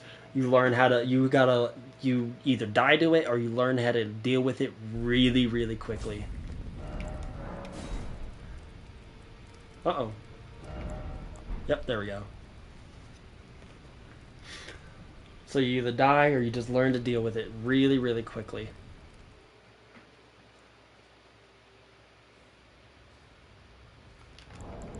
Hello, my friend.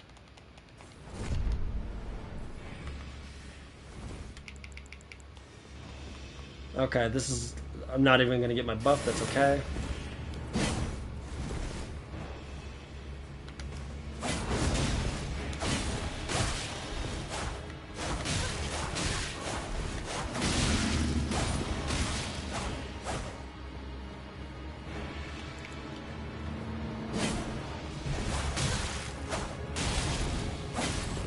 Whoop.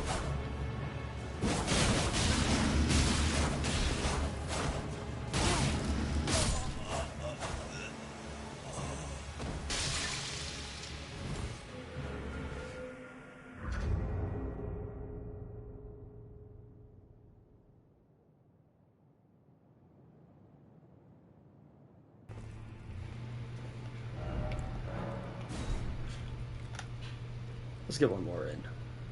Just for funsies.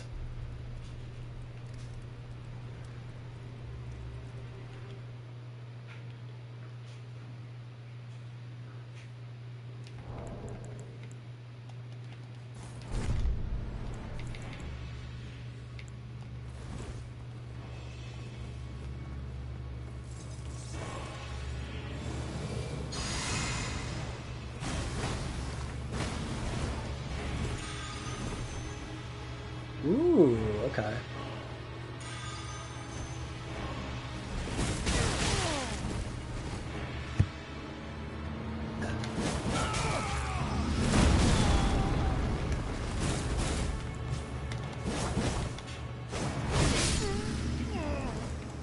Good fight.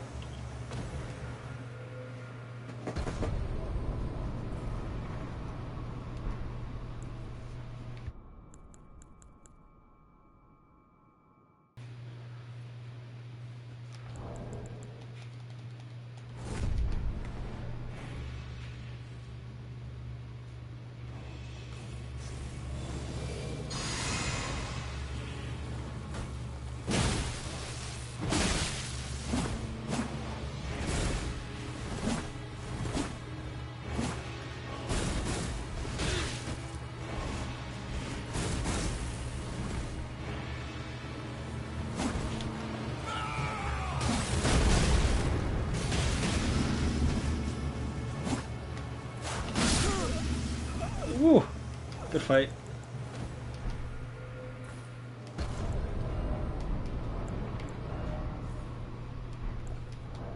I don't have that talisman on, do I? No, I don't. Because I don't really get a lot of thrust attacks. I wanted to use the spear talisman on this build, but it didn't work out.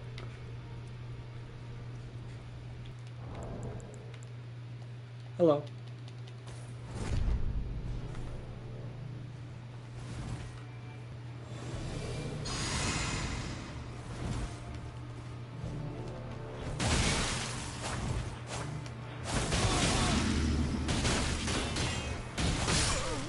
Good fight. Good show with the shield. Good effort. I appreciate it.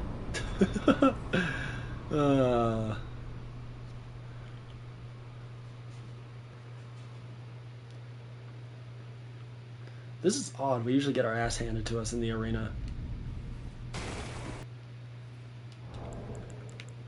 Hello.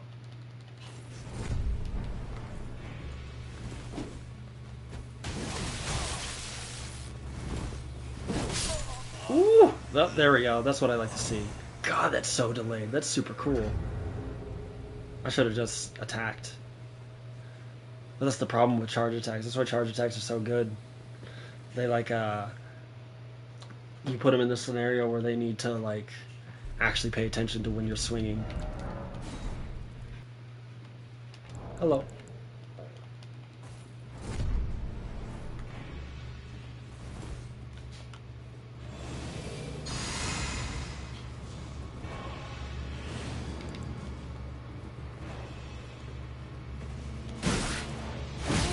Ooh.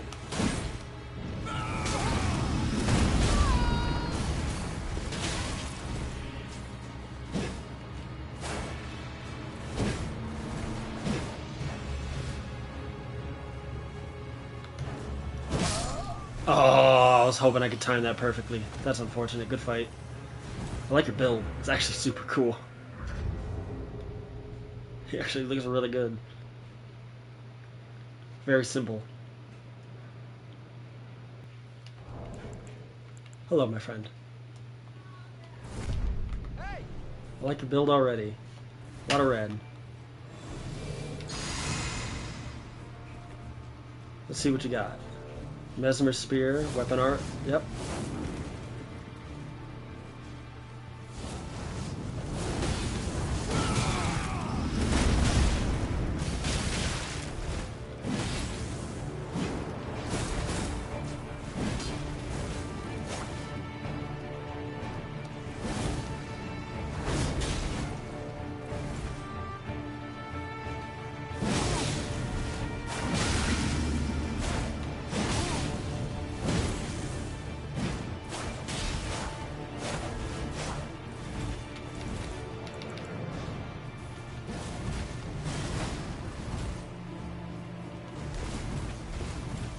Careful.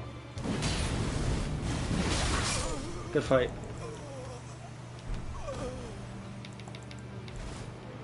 Cheesy, but hey, it worked.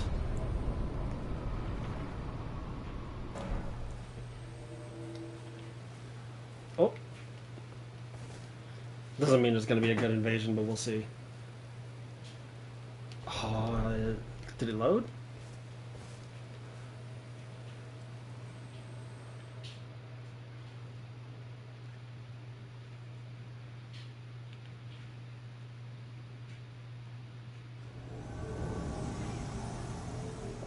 Oh my gosh. Do I have a boss to save me? Yes, I do. Okay.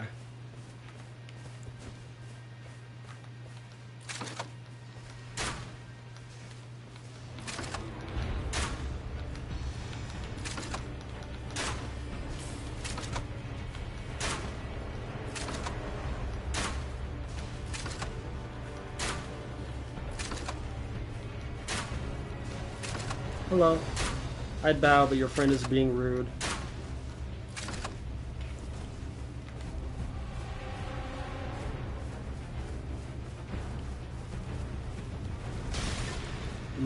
Okay.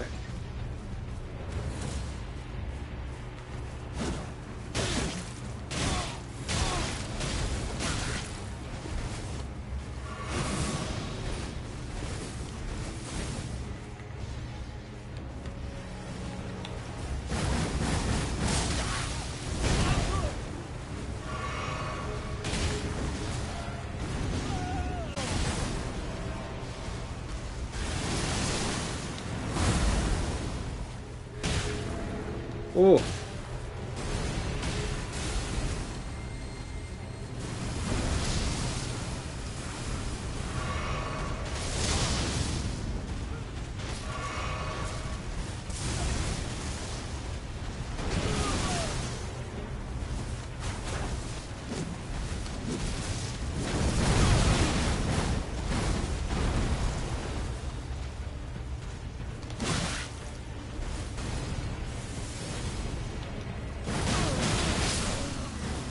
Okay, that's one.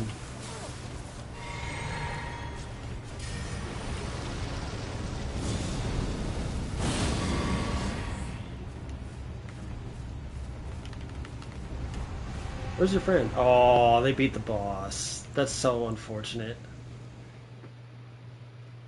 They played that smart. I like that. I like seeing that they actually went for the boss fight instead of just run for the gank.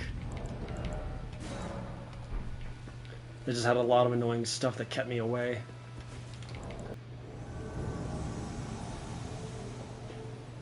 Castle Morn?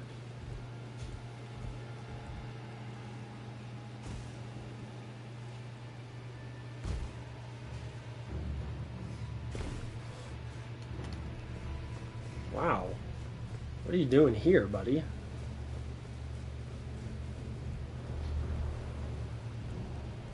Oh, he's all the way up there, isn't he? Yep.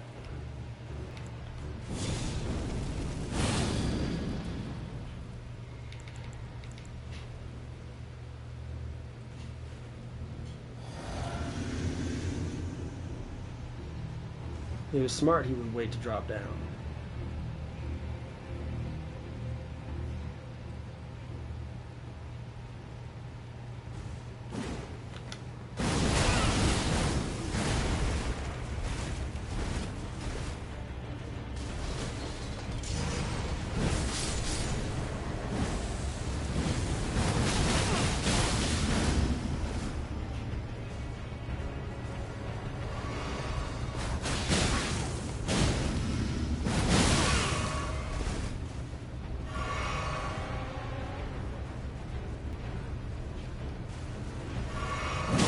Ooh. Okay. I'm gonna have to give him some respect.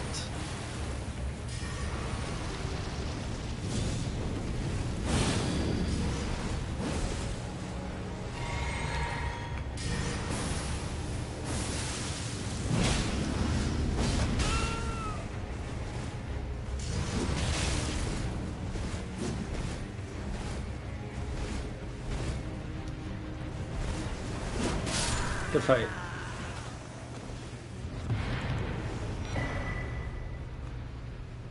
Good times. Ah, it's been a while since we've been to Castle Morn.